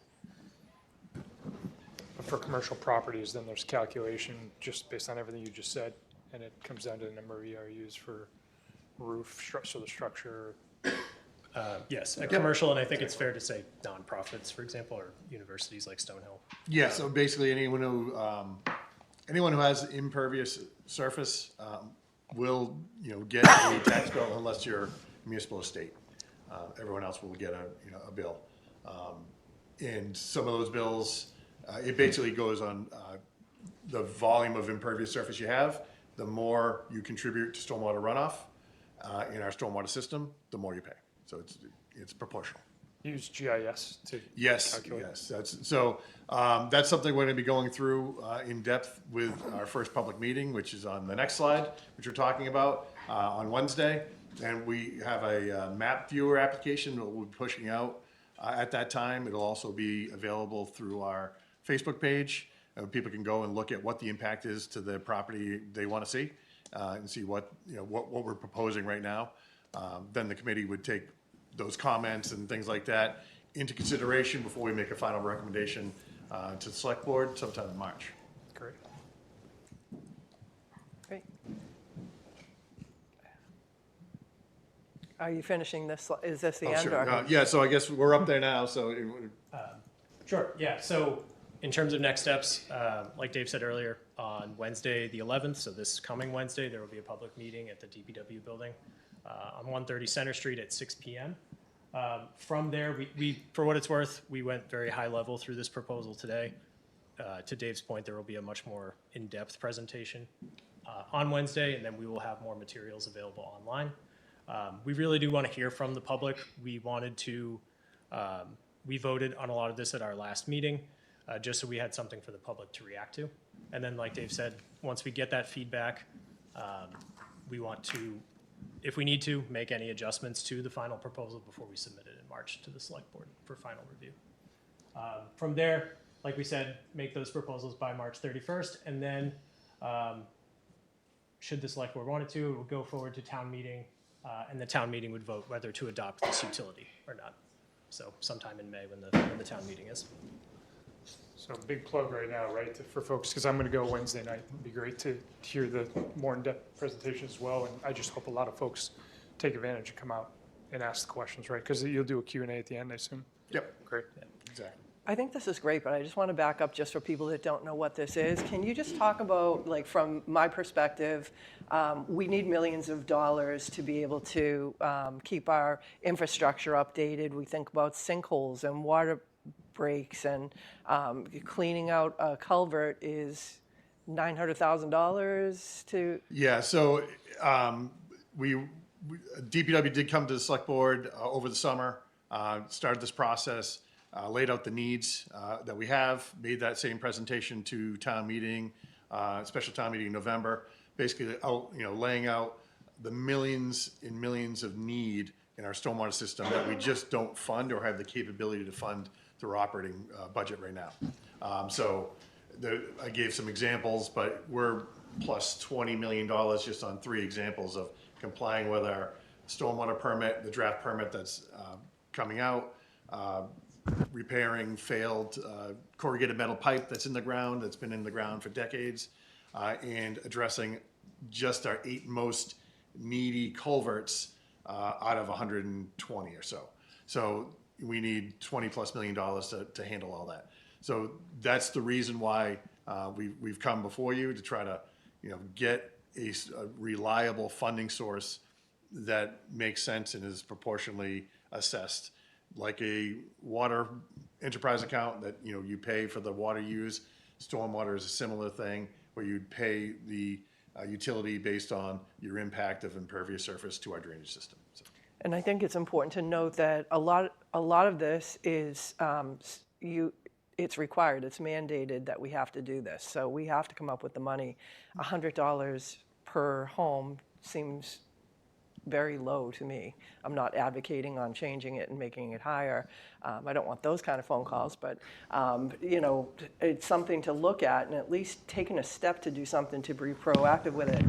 A question that I have, though, is I understand why municipally owned buildings would be exempt, but why state land? Are we talking about borderland? Well, like what state land do we So have? yeah, so besides that? there is state land in town. They own various parcels here and there, including borderland. It's been our experience in working with our consultant Granite City Partners. Olivia is here tonight for Granite City Partners. We've gone through and we've talked to other communities that have done this. Basically, the state getting them to pay is very challenging. So we could assess them a bill and send them a bill, but we can't lien them. We can't make them pay. So rather than go through that and have unpaid bills on the register, we figured that it made sense. The cleanest way to do it would be to exempt them, just because they just don't pay. So we can't compel them to pay. So Yeah, I think if from my perspective, I would still want to bill them and have them not pay and write it off just for the principle of the thing, so that people could see that we're doing that. And, when we talk to our legislators, people are always saying you should be advocating with your legislators for this or that or school funding or whatever. And we do that. And so I would, this is just my own opinion as me. It's a great note. We'll jot it down. But and we'll if I discuss can't that. make Yeah. it Wednesday, that's my public comment. So I also do want to thank you, Jim. You're fairly new to the school committee and to town government. Stepping up on pace as you're first out of the gate before you were elected didn't scare you away. So that was a really good undertaking. And I'm on the email strings of these, and I get all the notes that you take, very, very organized and keeping us up to date. So I just want to give you a shout out for that, because that's a lot, on top of being on another board with a lot of subcommittees and a job. And I just want to recognize that, and I want to thank you for getting that information out so clearly. Yeah, thank you very much. I know I probably focused too much on the slides, but I do just want to say, to your point, Madam Chair, that these regulations, these requirements to fund stormwater infrastructure are coming. And we have had this conversation about historically, when there is money in the general fund, it has been funded through our property taxes. Yeah. I think in the current environment, something to consider is that if these regulations are coming, these requirements are coming, people are going to confuse a tax and a fee and think we're splitting hairs. But if this is coming, a personal preference, not speaking for our entire board, but to know that when I pay my $100 fee, that it goes directly to the maintenance and improvement of stormwater rather than into the general fund, I think does matter in terms of what we're asking for. I know people probably are anti-tax, lumping every new thing that the town might be trying to charge them into one bucket. And I do just want to make that for anyone's watching this who may not attend Wednesday or isn't following along, I hope that helps what we're trying to do with the utility. But I think we do need to start looking at things like that, and just any infrastructure improvements. Not only that, but how are we going to account for the maintenance, the future maintenance? And clearly, when towns over the years have gone through that period of growth, they haven't been putting a little bit aside to say, we're going to develop these new water pipes. How are we going to maintain them in 50 years? It's just like, let's get it done, and someone will worry about it later when I'm not here anymore. I think we have to really think differently about that, because back then there was extra money to be able to do excess pavement or any of that kind of stuff, and we don't have that now. So being able to find a creative solution on finding a funding source to continue work that we need to continue is really important. And David, thank you for bringing this to us so that we could have the town consider it. Thank you. All right, excellent update. Yeah, Great thank you PowerPoint both. too. Thank you, gentlemen. All right, next, discussion on fiscal 2027 draft override language and amounts for public safety and public works. Also, the subtitle on here is Learn More About the Fiscal Year 2027 Budget at www.easton.ma.us/budget. Thank you, Dottie. At our last meeting on January 26th, we discussed putting forward a recommendation or having the budget subcommittee meeting later that week to come up with a recommendation on the override type. Chair Stacy of the budget subcommittee, she led the meeting, and she can weigh in if I miss anything, but we discussed all the public feedback that we've gotten over the past couple of months about override type and how they want us to approach the budget. And from that, the committee voted to recommend a menu type override based off of the feedback that we've gotten from the public in the discussions we had. So they made that recommendation on the 29th, and then we are here tonight to taking that feedback into account to present the select board a draft sample of the questions that would be before voters. And then when the board wants to continue on that discussion at either the February 23rd or March 9th meetings would be when we would finalize the language and the amounts. But here tonight, I have both Chief Boone and Deputy Chief Adams. I don't know if everyone will come up, but Chief Boone, Director Field, and Chief Alexander here to talk about the request. We have public safety as one that would encompass police and fire, and then public works as a separate question. And I just wanted to invite them in to be able to give the board an update on what the impacts would mean for their individual departments. Sure. I have to add before we do that. Yes, to build yes, on what please you were do. saying earlier. When we met as a group budget subcommittee, the discussion was really around two options: menu and pyramid were the things that came up. Everybody agreed what we really need is an omnibus, but there's no appetite for that in the community, as we saw from the decision voters made at the polls. I think the data point that was most powerful was the survey results, because we were kind of a little bit split. And when Sean shared the results of the survey, which had over incredible amount of 1,100 responses. Yeah, which is incredible for an online survey. The school department sent it out, and that really shot up the number. So shout out to them for helping us. It just get made the it word really out. clear that the menu was the most palatable option going forward. So it's not the option that any of us would have recommended based on true need, but it was the most potentially with a potential success. So that is how we ended up making the decision. Great. Okay, so if the chiefs and Director Field could join us up front. Can I just ask one quick question first? I want to ask you what you're here for specifically. Are you here for an appointment? No, we're just here Oh. Oh, okay, great. I just didn't want to make you wait if you were the last person on here and that's what you were waiting for, so. I probably should have phrased that differently, I'm sorry. Like, what do you mean, it's a public meeting? Actually, just Dottie, real quick, because I was curious if Rachel, I believe, was here. Nope, okay. That's what I thought that That's what might you be thought too, Rachel. okay. Yeah, okay.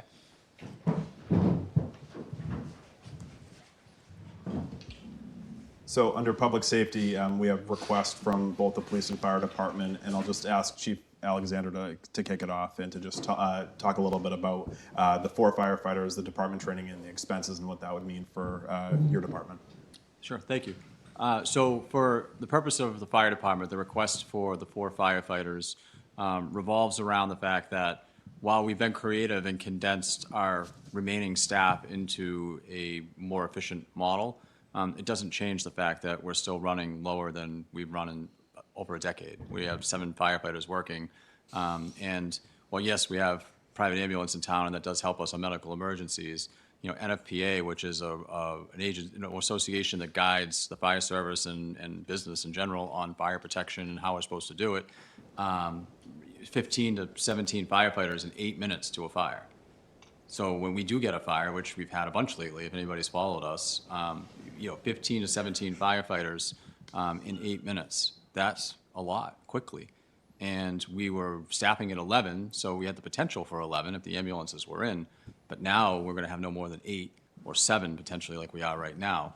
So we're less than half of what we need for any fire, which means we're 100% reliant on mutual aid. That's at least 2 fire engines from another town that we need, that we have to count on to get that number of people. Firefighting is a team sport. There's nothing we can do with a small number of firefighters, no matter how good they are. They'll get hurt or worse, and we have to have the numbers to do it. So by advancing from 8 per shift to 9 per shift, which is what we would do, it would allow us to staff both of our 2 trucks to what is considered industry standard when everyone's working. So if somebody's on vacation, maybe it would drop to 3, but we would have 4 if everyone was working. And again, we're still well below the number that we need at a fire. But what we've done is maximize. There are studies and studies, NIST studies, and anything, if anyone wants to read them, I can provide them for you. The public can call me. I'd be happy to provide these things that prove that over decades, that the more firefighters on a single truck versus spreading them out over multiple trucks with less firefighters, we're more efficient. When more firefighters get off with their gear on from the same truck and pulling the same hose or pulling the same thing that they got to do, it goes faster. It's more efficient. It's safer. So while we're not going to get anywhere near NFPA 1710, if anyone wants to look it up, you can read it, NFPA 1710, you can Google that. We're not going to get anywhere near that with this override, and that's not the intention. The intention is to maximize the 2 trucks that we have, make it as safe as possible. We're still going to have a mutual aid requirement that's not going away with the override.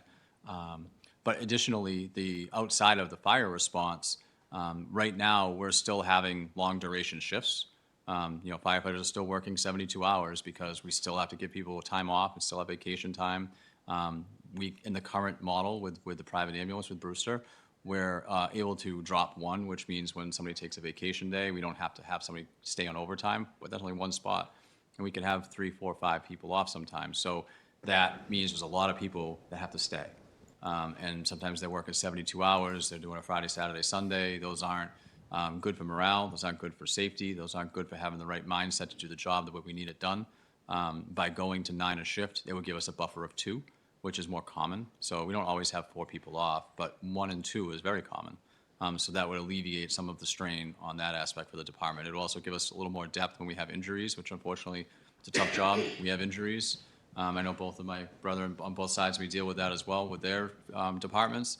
And when we have a firefighter go out for injured or a long-term illness or something like that, it adds to that demand to have to work those long shifts because we still have to cover their spot. It's not their fault that they're out, but we still have to cover their spot, and we don't have the depth to do that. So while we're more efficient with what we have on our trucks, we don't have the depth to handle a fire. We don't have the depth to handle the firefighters aren't there and not burden and keep morale up and keep people here because retention was how we got here, right? Retention is the problem, and if we don't fix retention and we start, even after all this condensing and all this creativity we talk about, we don't address the retention issue and we still lose people because they work at 72 hours, they're missing family events, they got forced on their kid's birthday and they can't go to a kid's birthday party. Excuse me, we're gonna lose firefighters. They're going to go somewhere else. And no matter how appealing we make ourselves, whether it be pay, buildings, trucks, staffing, if we don't solve that, we're gonna get into that situation. And the override request will address that and make us, relative to how we're operating now, the most efficient we could be in the current model. Not to say we don't need more, and like I said, 15 to 17 firefighters in 8 minutes. That's hoping Stoughton, West Bridgewater, or Brockton's available, but we have to be realistic in our request. We can't ask to go to 15 firefighters a shift. Like we understand the financial confines of the residents, but the 4 makes a huge difference. What dovetails into that is the request for training funds. We decimated our training budget as part of the cut after the override failed last year.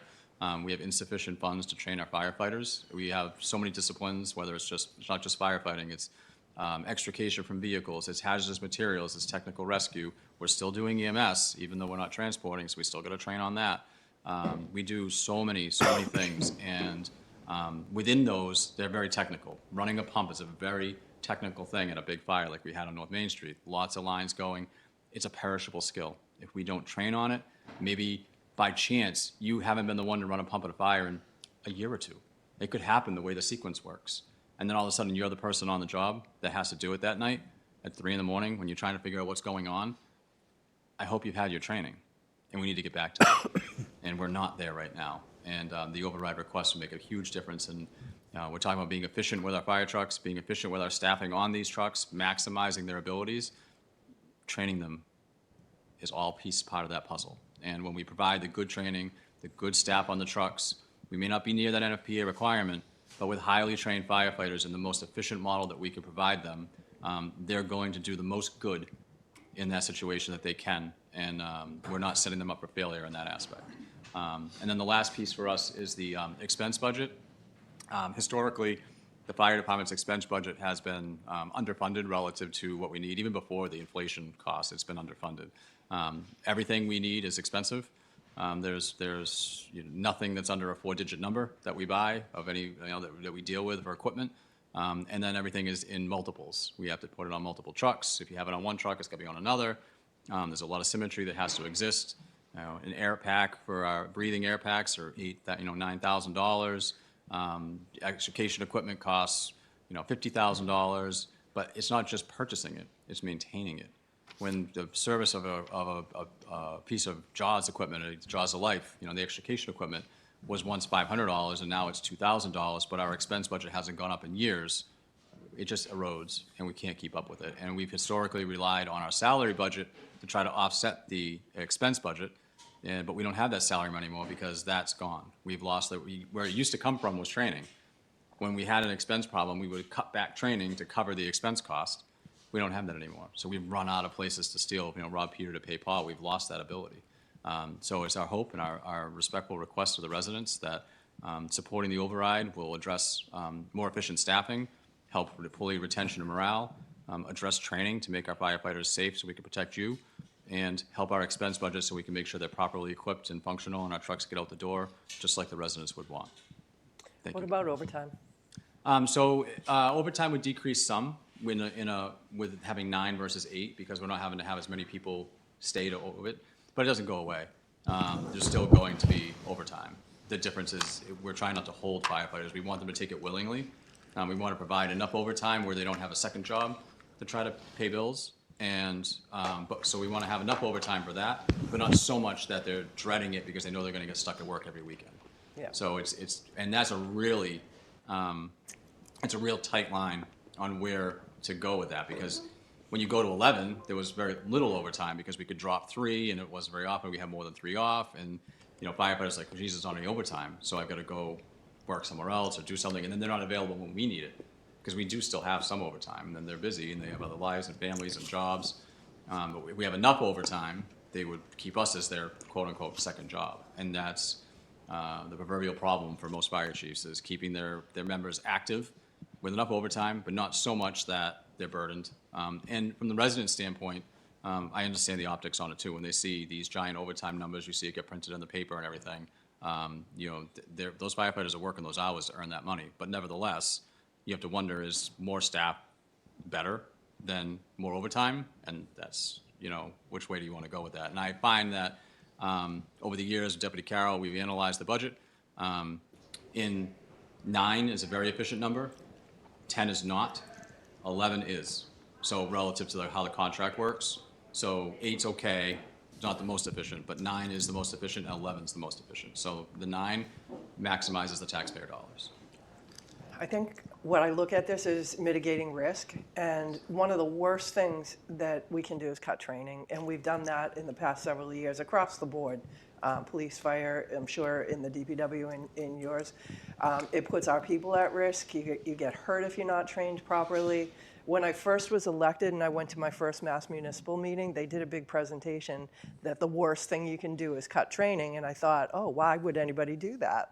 Because you don't do it as your first response, right? But where we are right now to cut training is, I just hope people understand that's a crisis situation. And I don't like to be an alarmist or, dramatize anything, but it really is. These are life and death positions. And to not have people trained is just a disgrace. We have to have people support this. Firefighting is not like riding a bike. It's one of those problems that you can't remember how to ride the bike once it's too late. And an example would be when we go into a fire, remembering that to check the floor to make sure that it's sound before you walk through the door. That's training. And if you forget to do that and you go through the floor, firefighters get killed from that. And it's a very common thing. Remember to check over your head, to check behind you. And unless you're doing those repetitions over and over and get that motor memory, when the time comes, you may not remember to check that floor or to use your thermal camera that we have to make sure that the fire's not above you or behind you. We don't want that. But the only way we can prevent that is with training. Yeah. Any comments or questions on the fire department part of this? Just thank you again for explaining it, I think, so well to everybody. And we know that you and John have done a lot of work on the budget and helping figure out where the efficiency lies and what's best for the morale as well as the budget. And that's, Keith, you do the same thing, David, you do the same thing. It's a balancing act. And for you guys, what's we know critical right now is morale. And so that people are healthy at work, healthy at home, because that gets carried home quite frequently. These jobs do. And it takes a toll on families. It's not just your individual firefighters. Now it's their families. And then, of course, it becomes a product of response times too, right? When we're either people are banging out, they're sick, probably legitimately, they're burnt out. And as Dottie mentioned, that's the biggest concern here is we lose people, and then they don't want to be here, right? So then it becomes a retention issue, and you guys have been addressing this so well. It's all the work you've been doing over, like Craig said, for the last 8 months to get us to this point where we're going to be looking at a much better 2026. So thank you. No questions, but just in general, looking at this, it's very modest. Everything up here is very intentional, and I just wanted to call out how much, obviously clear thought was put into what is presented here. So, Right. Police? Okay, so we're modest with our ask, but I will say that, currently as of today, the police department is completely at rock bottom right now. The last update I gave the board last month, we're budgeted for 37 officers. Unfortunately, another officer went out injured just last week, so we have 2 officers that are going to be out for a significant amount of time, which drops us down to 35. We have 2 on modified duty that don't count towards staffing. They can't go on the road. I expect them to both be out of work for several months. So before we know it, before summer, we're going to be at 33 officers. That hasn't been that way since when I started over 20 years ago. So I've never seen the wheels come off as quick as they can with injuries. We can't control it. So when we're always operating at a baseline minimum, 1 injury just paralyzes us. It really does. The officers start using their time off. We have a good balance with time off, with how many openings we can create, but we're constantly backfilling shifts. And again, we have a great caliber and core department, but I'm starting to worry that, as we get deeper into this next fiscal year, we're not going to get cut any further. We're going to, at a minimum, stay at the 37, but it's not enough. And, I'm aware already that at least 1 or 2 officers are looking at other departments. Like, I already know that. So that number really scares me. I've already had to reduce shift staffing on the midnight shift, something that I can't believe I had to do. The officers are great, but I know they don't like it. And it's just one bad call. We have nobody.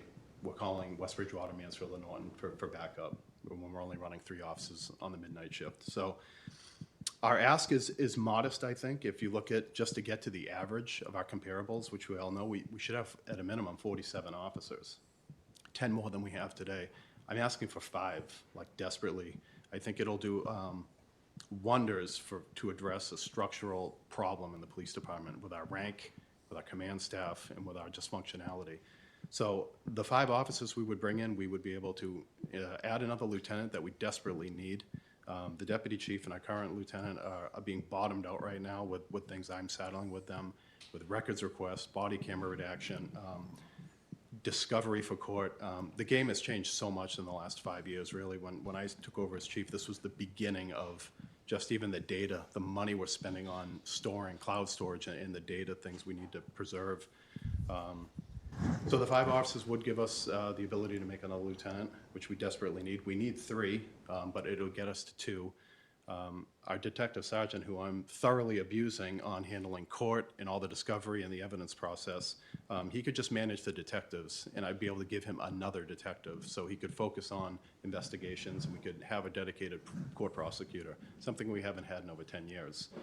We'd be able to have dedication to our community outreach, which we all know has done wonders to people in this community. We've helped so many people, and we're just piecemealing it together right now. And I've been lucky enough to use a grant through the Bristol County District Attorney's Office. That's going to go away. So time's running out on that. I'm still trying to do everything I can to get these home visits with the people that need the help. And then we know we have a traffic problem in town. We all know the hot spots. We had a traffic officer 20 years ago. I mean, here we are 20 years later, and we're just going so far backwards. It's just not right. This town deserves a lot better. It's a great town. We can get there. Again, getting to 47, I understand, is unrealistic right now. I live in town. None of us want to pay more. We understand it. But I think 5 does immense benefit to the police department that'll carry on for many years. Another thing to mention is that you have a very young force in police and fire, and probably some in DPW as well, that are having families, and now there's parental leave. So if you have one or two, people that work there that go out on family leave, And we've had they that a lot, should- and we celebrated the baby boom. We both had Right. it. It's a good thing, but we're But we should be backfilling. celebrating Yeah. that and being excited, not stressed about, oh no, now what do we do, I'm right? gonna get ordered to work, yeah. And it's probably hard on people feeling like to take the time Yeah. on a lot of things. So Right. just something to add on there.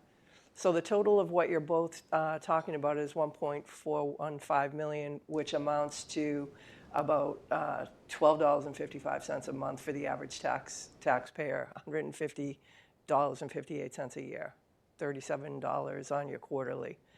I mean, that to me It's is a something we no-brainer. desperately need, I mean, yeah.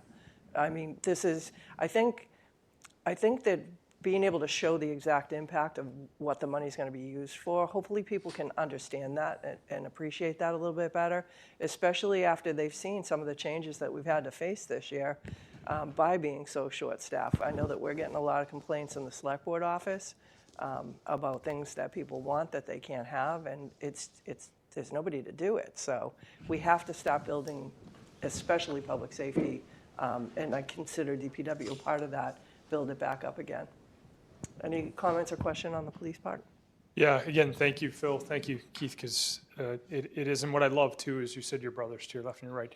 This is why we're so fortunate to have department heads like all of you, that there isn't the infighting, right? And that all trickles down. When you guys have that unity up top, we know that it can be difficult in the rank and file, but it trickles down. Your personalities and what you bring, your professionalism, that's what people follow, and that's what they, they're going to work here partially, and that we've made it as tough as we possibly can, but they're here because of you guys too, because they know they have good leadership who's looking out for them, as you all do every day, as you're in here advocating for your folks every day, and we hear you. I hope now the town will hear you too, and move forward with this. And I love the story as you look, Keith, since you've been in this position, the work you've done in community relations and outreach, and we've taken a lot of those tools away from you, but you still do it. You guys are still doing an amazing job connecting with people. It's not,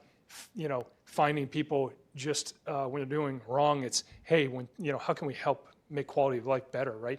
When people have emotional or mental issues, and you're able to meet them where they're at, rather than waiting for an incident to pop up where there's, escalation. You guys are constantly de-escalating and making this a safer, better community.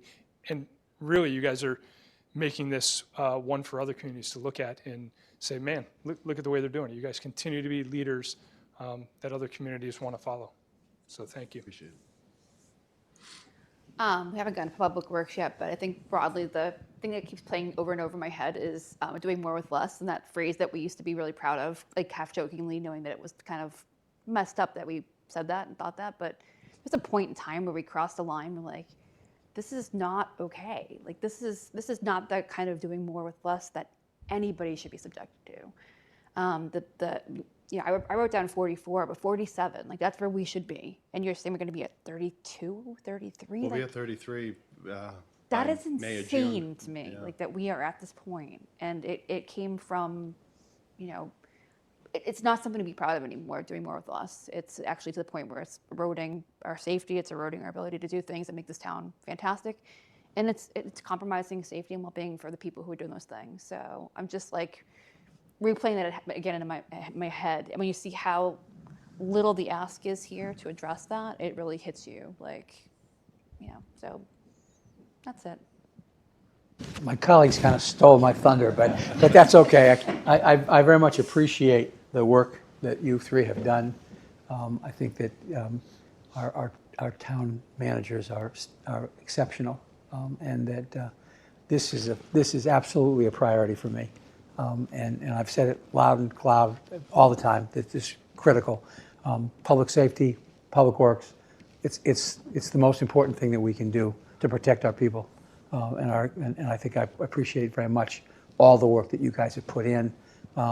And as Jen said, I'm amazed at the work you guys do with the number of staff that you have. And the fact that you guys all stay as part of our team, that's really important to me too. So I thank you for that. And I think this makes a lot of sense to me. And I would love it if we could go 10 police officers, 8 firefighters, and 4 more people. But we understand that the public is concerned about their taxes, and we understand that, and we accept that. But I think this is a great way to begin to address some issues that are a real concern to me. So thank you all for that. Thank you. Excellent. David? Well, it's a tough act to follow. And again, because the needs on police and fire are very compelling. But I'd be remiss if I didn't, point out the severe issues we have in public works, and they're not as compelling staff-wise, although it is an issue. We are a first responder, and thank you, Dottie, for pointing that out. According to FEMA, we're a first responder. We are out there in storms. It's a team effort. When you have trees and storms, things like that, you need the staff. We are short-staffed, and that's definitely an issue. But ours is, unlike police and fire, is more the financial component of we have to maintain our assets. If we fail to maintain our assets, it's going to cost us more in the long run. Every dollar that you defer preventative maintenance costs you $4 to $10 in replacement costs prematurely. So it's really a financial component for the town. So what we're proposing is $500,000 for roads and sidewalks, and then $200,000 for 2 additional positions. Roads and sidewalks are usually one of the community's most valuable assets. And they directly contribute to people's quality of life. We are severely underfunding our assets. Our roads and sidewalks, we provide no local funding for those, and we rely solely on our Chapter 90 funding. Our pavement management system and our MIA analysis says that we should have $1.95 million a year in funding to keep our assets where they are, not even to improve them, just to keep them steady. And we only use about $700,000 that we get in Chapter 90 funding from the state. So there's a severe gap of $1.25 million. Without addressing that gap, our roads are going to continue to deteriorate, and that's something that's going to cost everyone more money, more time, more disruption, a worse transportation network, longer emergency response, things like that. So it's very important. And on the personnel side, we're down. Last year we're down 5 positions. 2 were cut last year. We're cutting another one this year in the non-override budget. And then we had 2 vacancies. And I couldn't hire those people last year because I couldn't hire a person and know I might have to lay them off. So we were down severely, and it really impacted our ability to get things done. Tree cutting with a tree crew is not an individual sport. It's a team sport, like Chief says with the fire department. Laying new pipe, installing catch basins, those things you have to do with a team of people. We could barely cobble enough people together to handle, a simple construction project with, laying pipe on downtown streets that we're going to pave. We couldn't get enough people to cobble a crew together because we still had to, do sweeping, flail mowing, all those things that have to happen, maintaining our vehicles. There's just not enough people in the DPW to really handle that. So although, the compelling argument on police and fire, we're not trying to compete with them. We're just trying to let people know there's also a major issue with DPW funding, both for our capital assets, our roads and sidewalks, and our personnel. So We used to carry $500,000 in our capital budget, and we had to take that out because we weren't able to do that.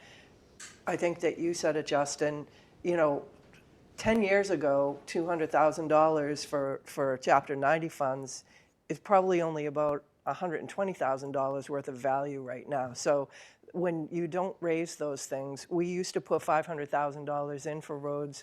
That doesn't even really cover that much, but it's better than nothing, and we have to incrementally start building that back up. That is one of the biggest complaints that we get is about the roads and sidewalks, but mostly the roads. We have, I remember, I'm going to say 18 million, but it's probably up to 22 or 23 million in backlog right now. Am I close? Yeah, it's so our backlog on the new program is 15, but that's really an academic exercise, whether it's 18 or 15. It's a lot. Yeah. And it's something we cannot reasonably budget and handle at this point. So roads are one of the biggest assets we have, and it affects every sector of the town, whether it's school transportation, emergency response, and just quality of life. People need to be able to do the things they want to do and, have good street value in happy neighborhoods. We don't want to have to ignore streets and just patch them because we can't get to them, but that's where we're at. We try to prioritize our streets as best we can and keep the main roads as good as we can while we get into subdivisions, but we could really have almost no ability to get into those residential streets. And almost all of them are 30 to 40 to 50 years old, and they've never been touched. And I guess without an infusion of additional funds, that's going to continue to be the case. Yeah. Yeah, so Dave, thank you again. I have a story to share real quickly, but, and I'll say that we've talked about this too. Storms are getting worse. So we've seen even some weather events come through Easton that I don't think any of us thought we'd see more than one tornado in a year come through. And the fact that you all respond together too, making sure power lines are down, maybe they're still hot and residents can't get out of their homes, which we've seen happen before, and you guys are there making sure folks are safe. And I called Dave the other day because I drove through one of our intersections and there was a sign dangling that I was worried was going to fall through a car's windshield and cause damage. He already knew about it. He's like, yeah, no, we went out and inspected it. A truck had clipped one of our light poles with like a turn-only sign on it, and your team had already been out, assessed it, made sure it was safe until the repair could be done in the following week when lights were being replaced and work was being done.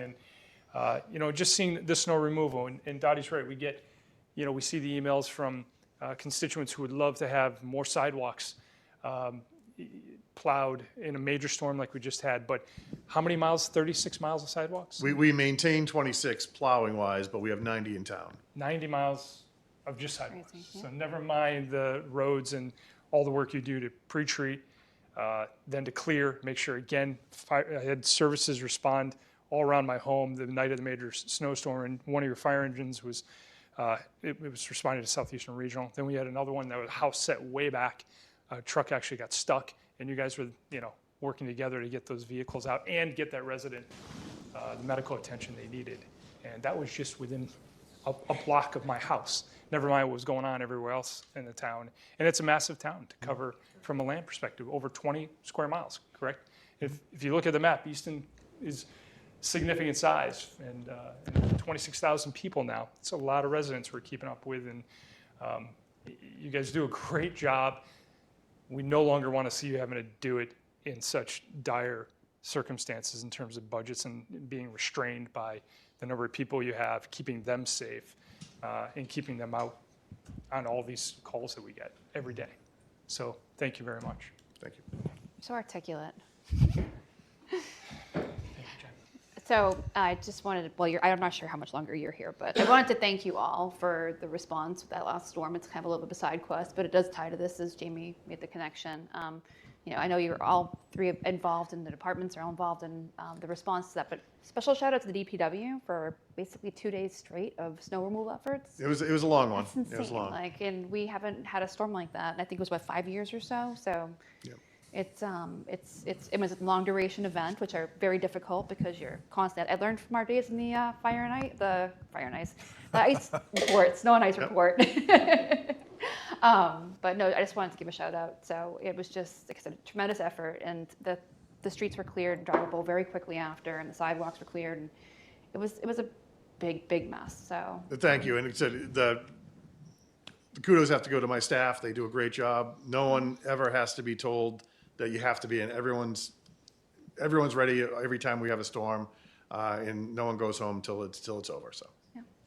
Well, thank you. I have friends in surrounding towns who always say that, how do you guys keep the roads so clear so quickly? They talk, my friends in Taunton or Norton, or where, they're always amazed at the work you guys do. Their roads aren't that way, that's for sure. So I appreciate the work. Thank you. So the dollar amount on this we're looking at is $6.84 a month for $700,000, $82 a year. combined with what we have for public safety, that's $20 a month, so like $240 a year on your tax to get this, which I would say is the bare minimum that we need to move ahead. We really need more than this. You guys are always, working hard to try to you're never over asking for anything, believe me. And this, I think, is the minimum that we need to really protect our risk and our staff safety and our public safety for people that use these services. So I think you've very clearly outlined it. The numbers are the numbers, and hopefully people will understand that and vote appropriately. Dottie, one of the questions that I've seen come up consistently was around, okay, well, we support this, but then how do we make sure the money stays with that department? I think the answer largely is a lot of this is personnel. So inherently by hiring the right people and staffing departments appropriately, that ensures the funding will stay there. And then other mechanisms we can watch with budget to make sure certain things are protected. And I mean, it's, I think it's really important. I don't want to see any kind of chipping away at this either. That's definitely important to other people in town. Well, I think the money does go back into the general budget the next year, and it's up to us to work with, we direct how we want the budget to be proposed. It's, the select board's responsibility.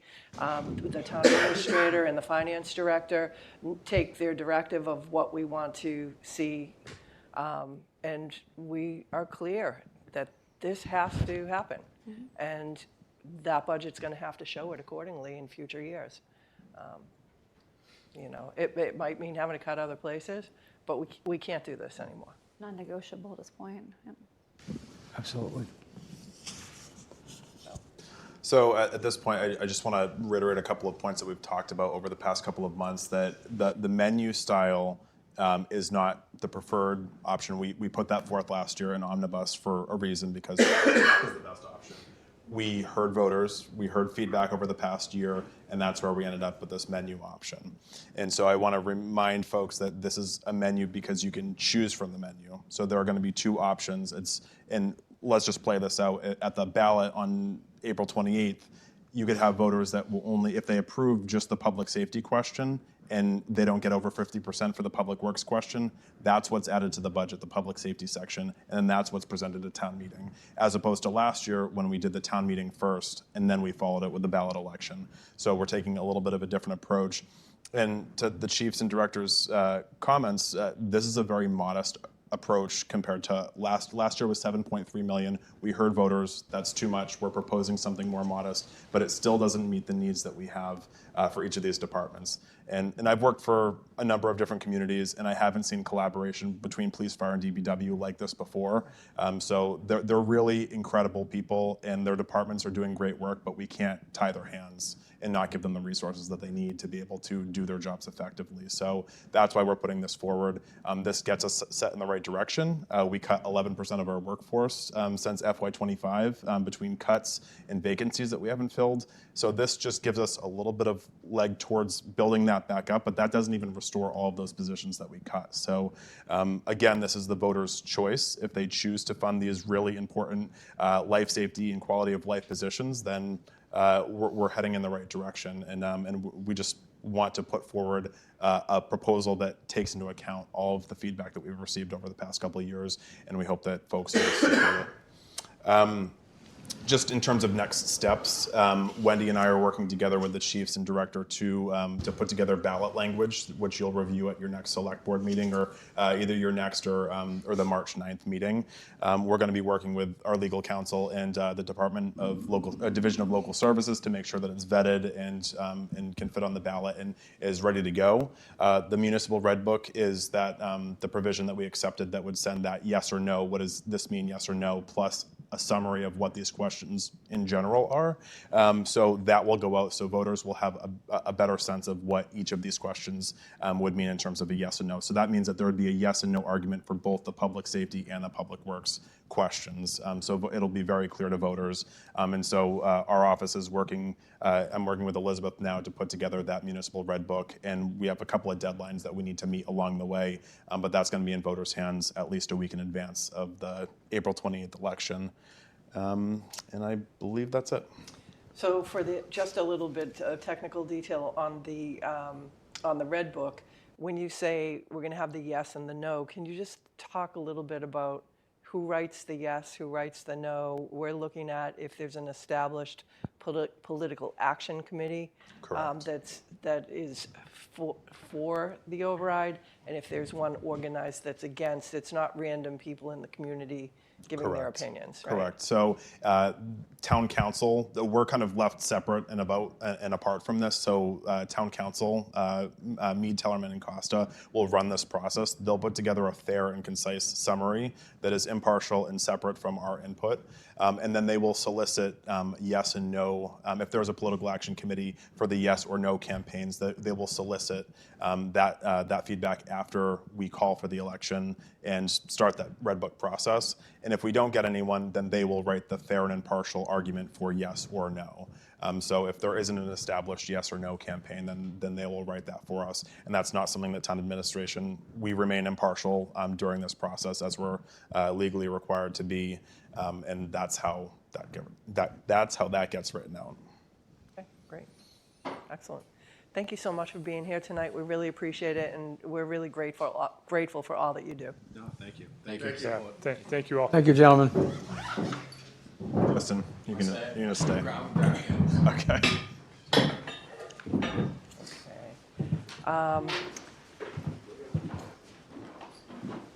Cardiac monitors. So next we have discussion and vote for the contract for sale of cardiac monitors to the Town of Somerset.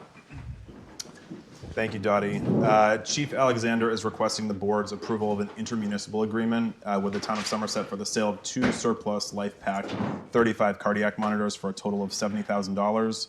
Under state law, we're permitted to have, as municipalities, to sell that equipment directly to other government entities, allowing Easton to receive a fair market value rather than relying on the uncertainty of an auction process. These monitors, as were surplused last month, these monitors are no longer used for Easton's private ambulance model under Brewster, which now utilizes Zoll medical cardiac monitors, which we'll talk about in the next agenda item. Somerset's going to use these LifePak units to strengthen its ALS, advanced life support services, and I recommend approval, and I believe so does Chief Alexander since he's putting it forward. So I'll turn it over to the chief if you want to add anything. No, a little bit of serendipity. We were fortunate enough to receive an Assistance to Firefighters grant to purchase new cardiac monitors. We applied for that before we knew we were going to privatize the ambulance. Deputy Carroll did it. I give him credit where it's due, and he got the grant. He's been very successful with these grants.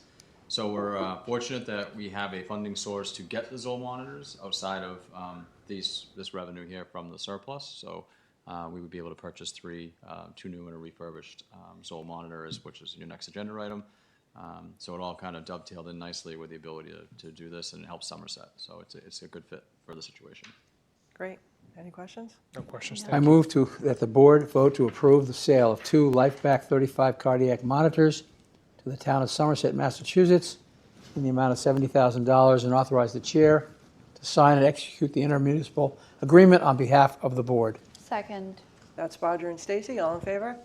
Unanimous. Next, the contract award EFD 2026-02 for Zoll Medical Corporation for cardiac monitors. Go ahead. Sure.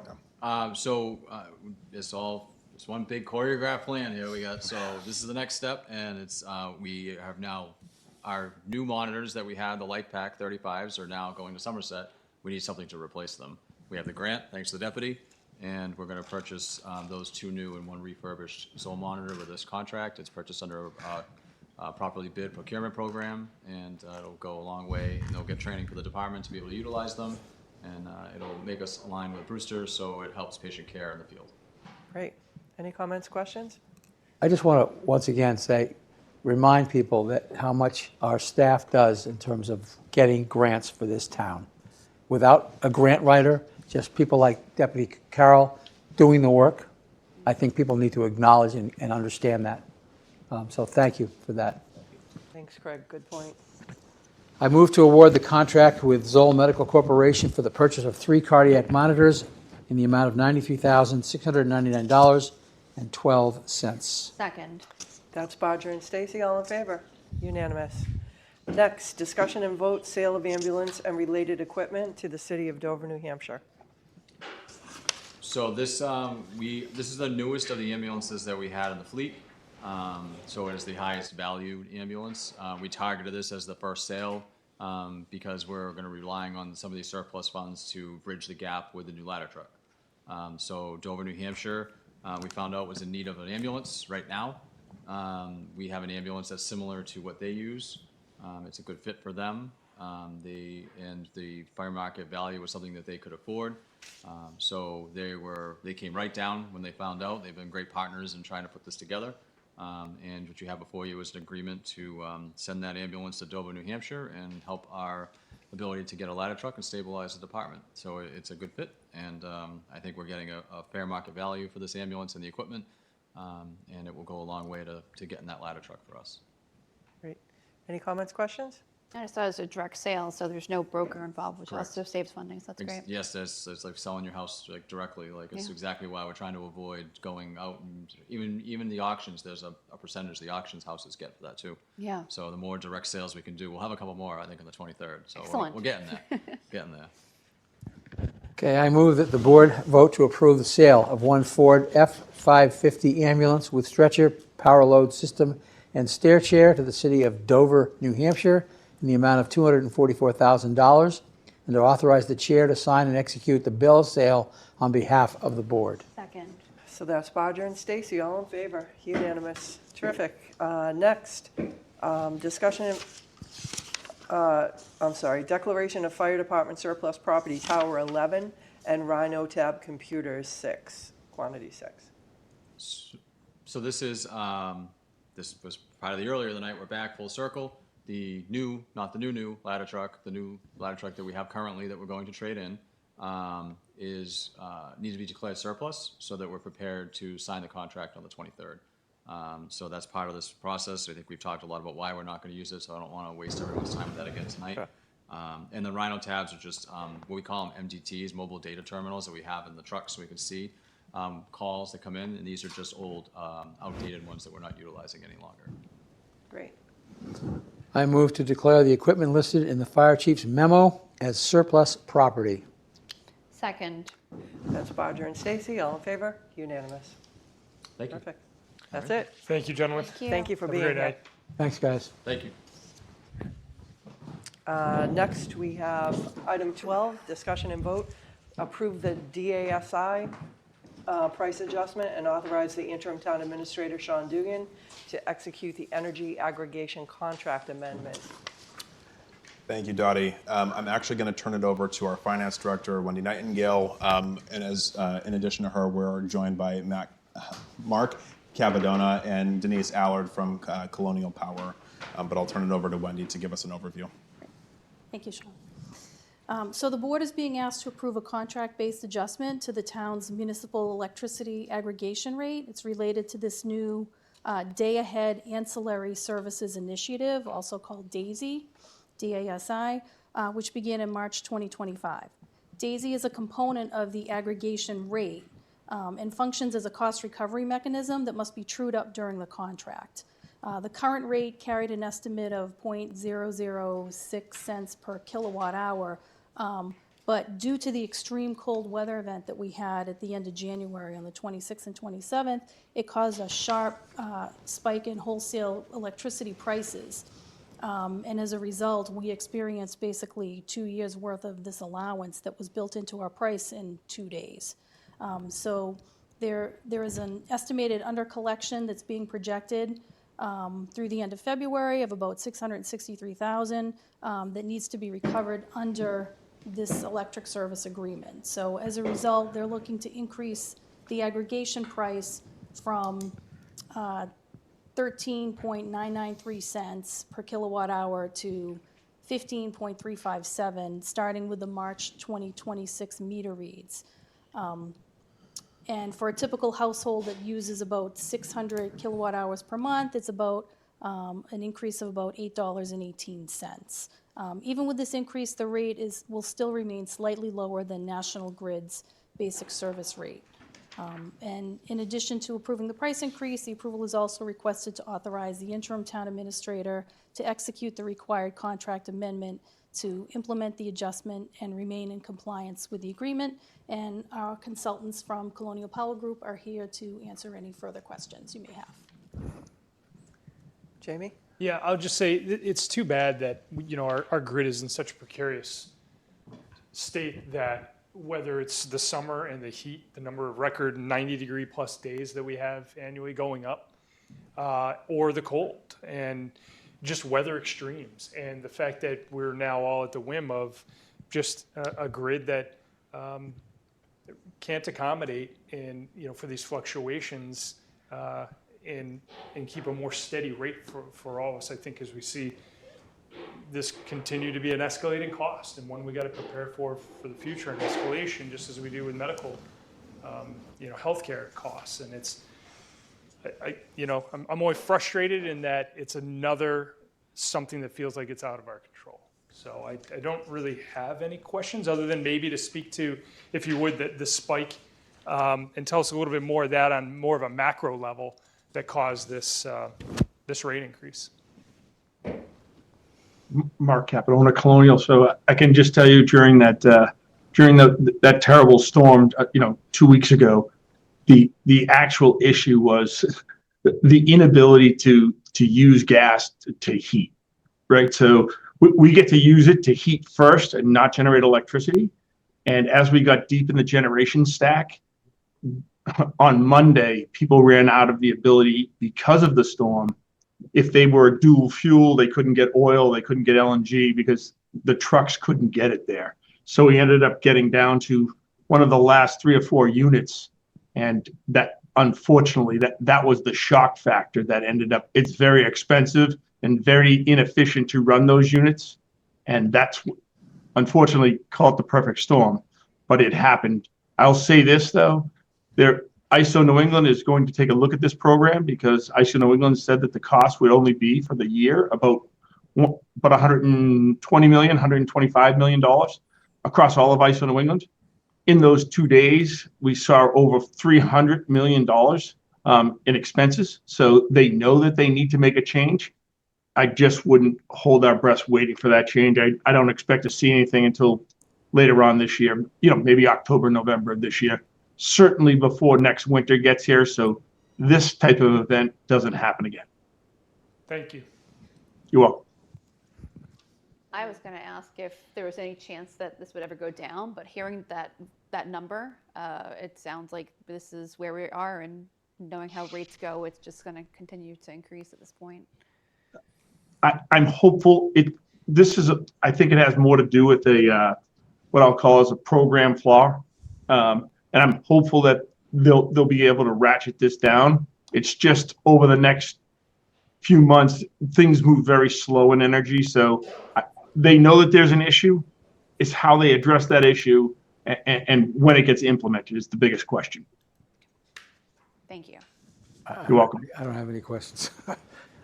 Yeah, I mean, I feel like they're going to get you one way or another, right? Absolutely. When their prices go up, they're not going to take the hit on that. So whether it's, this adjustment on the energy aggregation or the outrageous increases in our gas and electric bills right now. And I just, on a personal note, have to say how insulting it is when they say, we're going to lower your price, meaning we're going to give you a credit, which is basically just moving this to this. They're not saving any money, and they're trying to portray it that you are, and that just irritates me so much because, when they did that, and then doing us a favor that they're not going to charge us interest on the money that they're moving is the governor has to get a handle on this and get some of these utility companies in check. So that's just my little soapbox, but. You're 100% right. Agreed. Well, I appreciate the work that you do on this. I know that you work very closely with Sean and you try to get us the best rates, and you're doing this for, many municipalities and agencies that You're on top of this data. You bring it to us when you know that there's going to be a change, or advise us when's the best time to enter into these agreements. So I don't want to let my frustration serve as not appreciative of what you do. Thank you. Anything else, Sean? Wendy? No, I just want to thank our consultants for patiently waiting. They've been logged in since 6 o'clock, so I appreciate your time.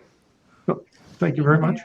I move to approve the DAISY cost recovery fee increase of 0.01364 cents per kilowatt hour, and to authorize the interim town administrator to execute the contract amendment with First Point Power LLC. Second. That's Bodger and Stacy, all in favor. Unanimous. Thank you. Thank you for being here. Yeah, thank you. Thank you very much. Have a good evening. Next, we have Environmental Stewardship Committee appointment, Rachel Rosen, with a term expiration of June 30th, 2028. And Rachel is still not here, so Craig, would you like to make a motion? I'll just speak real quickly to it. I'm Sure. excited to have Rachel stepping up and volunteering for this committee. And although she's not here tonight, this was part of the move to increase the number of members on the ESC, partially due to their workload and their work on other committees. So it's really starting to consume a lot of their time, and possibly some movement with the chair this year. So thank you very much to Rachel for joining the team. Yeah, and Rachel has experience. She's a lead of her Works Environmental Group and regularly plans informational and action-based activities for the employee population. She's been doing it for over a year. In addition, she's been doing that for similar organizations and participated in local cleanups and actively worked on personal zero waste initiatives and volunteered abroad with solar installations through grid alternatives. So she's got some really good knowledge and expertise in this. It sounds like a really great fit for that committee. Awesome. So I move to approve the appointment of Rachel Rosen to the Environmental Stewardship Committee with a term expiration of June 30th, 2028. Second. So that's Bodger and Stacy, and this will be a roll call vote. Stebbins Rosen. Stacy Rosen. Full Janetti Rosen. Barger Rosen. Terrific. Item 14, acceptance of resignation of the Human Rights Committee, Kiana Copeland. Her term expired June 30th, 2026. Craig, do you want to speak to this because you're on the Human Rights? Kiana was recently stepped up to be the vice chair of the committee, and she was working diligently with several members of the community on our Pride event coming up in June.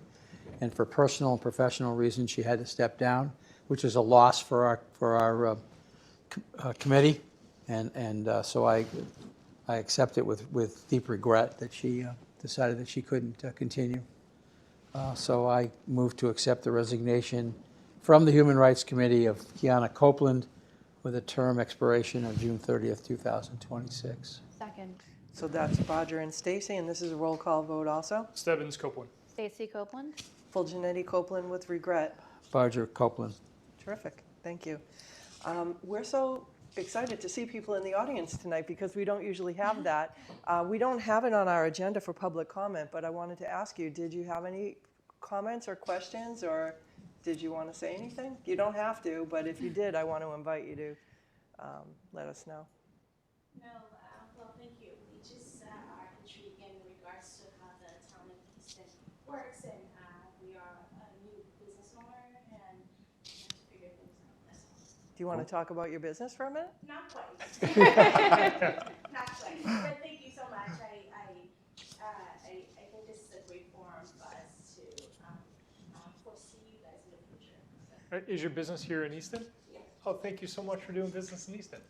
We're really excited. When you're ready to share with us what that is, you'll probably have to get some kind of licensing and be back here again. But in the meantime, if you have any questions about anything in the town, you can, my information, our board's information is on the website. Please reach out. I'd personally give you a call, guide you in the right direction. A lot of us work with small businesses in our private, this is a volunteer board, and we all have day jobs. So many of us work with small businesses during our day job, and we'd be really happy to help set you up for success and amplify your presence in the community to let people know that you're here. I love thank that you you for guys being came in here. and sat through the meeting for like a vibe check. That's awesome. Okay, thank you. If you want to run for the Finance Committee, let us know. Poll papers till March 6th, is that right? Okay, Yep. you got time. Thank you so much. Thank you. Hey, good night. All right, next we have the acceptance of minutes for January 12th, 2026 and January 26th, 2026. So moved, Barger. Second. That's Bodger and Stacy, all in favor, unanimous. Town administrator notes.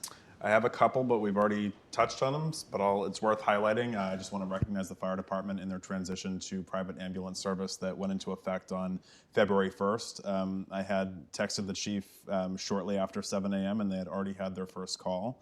And I've seen the ambulances out and about, and they've been working in tandem with our firefighters in responding to calls. So I just wanted to recognize that, and we already did. And it was like almost like the board of the fire department today because there were so many fire department items. But they really do an incredible job, and I'm proud of them for what they've done to make this transition happen. Also, DBW, I just want to recognize that they've just done an incredible job. I drive through a number of towns to get to Easton from where I live, and I have to say that we just do an incredible job, and they do it with few resources. So to be able to do that and have such an amazing result, I think sometimes folks are missing that that we are under-resourced because our staff do such an incredible job. But to Jen's point earlier, there is a point in time where there is a limit when our staff are under-resourced, and we just want to avoid that breaking point and that's why we talked about adding the override question for Public Works as well, because they are such an important part of our public safety response. And then last, I got to share with Dottie and Mark an evening with the Chamber of Commerce last Thursday. Their annual business dinner was fantastic. They just keep doing better and better each year, and I am really impressed with our business community here. It was at least 150 people that were in the room. And it's just such a vibrant community of businesses that are also volunteers on boards and committees. So you have a whole room of people that care about Easton from a whole bunch of different angles, and it's just really impressive to see.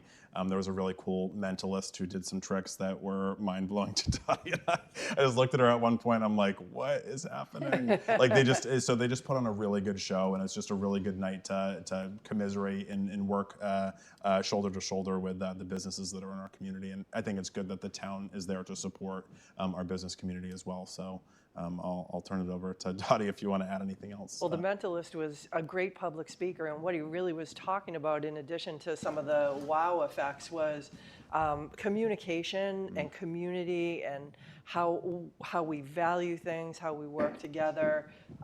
It was really very motivating. I felt so positive after I left there, and having a room of people that really are there because they care, they're working together, they're working really hard to have a great presence in our community. It was just very motivating. Yeah, I got to look eye to eye with Ed Bass, the president of the Chamber of Commerce, for an exercise. They made us do a couple of things that, like he said, like you have to look at my left eye continuously and then it just made us like laugh and then talk, and then they're like, see the connection you just made with someone that you might not have otherwise talked to. It was really cool how it provoked some good discussion. So I'll never look at Ed Bass the same again. Nice man. Yeah, he's a great guy. I just want to say, I think I missed it because I got home too late Friday night, but the Langwater bonfire, which I think is becoming an annual tradition, went off well, and I know we had probably our firefighters had presence over there to make sure everything went off safely, but I don't know if anyone attended. I drove by and had to park. I had little kids in the car, so we couldn't go because it was really cold. But we drove by and like, oh, can we go back? So we watched it from the car for a little while. And those trees were collected by the scouts. So they went and they do a fundraising event and they collect the trees from folks. So that's where the trees came from. So yeah, we watched it, but we didn't get to go down into the whole beer and pizza thing, unfortunately. It looked great though. That's great. I don't have anything. I have a couple of things. One of them is, so Ken Wood, who everybody knows, our beloved Ken that runs the Easton Food Pantry, he was going to come in a few weeks ago. He usually comes in once or twice a year to talk about how the food pantry's doing.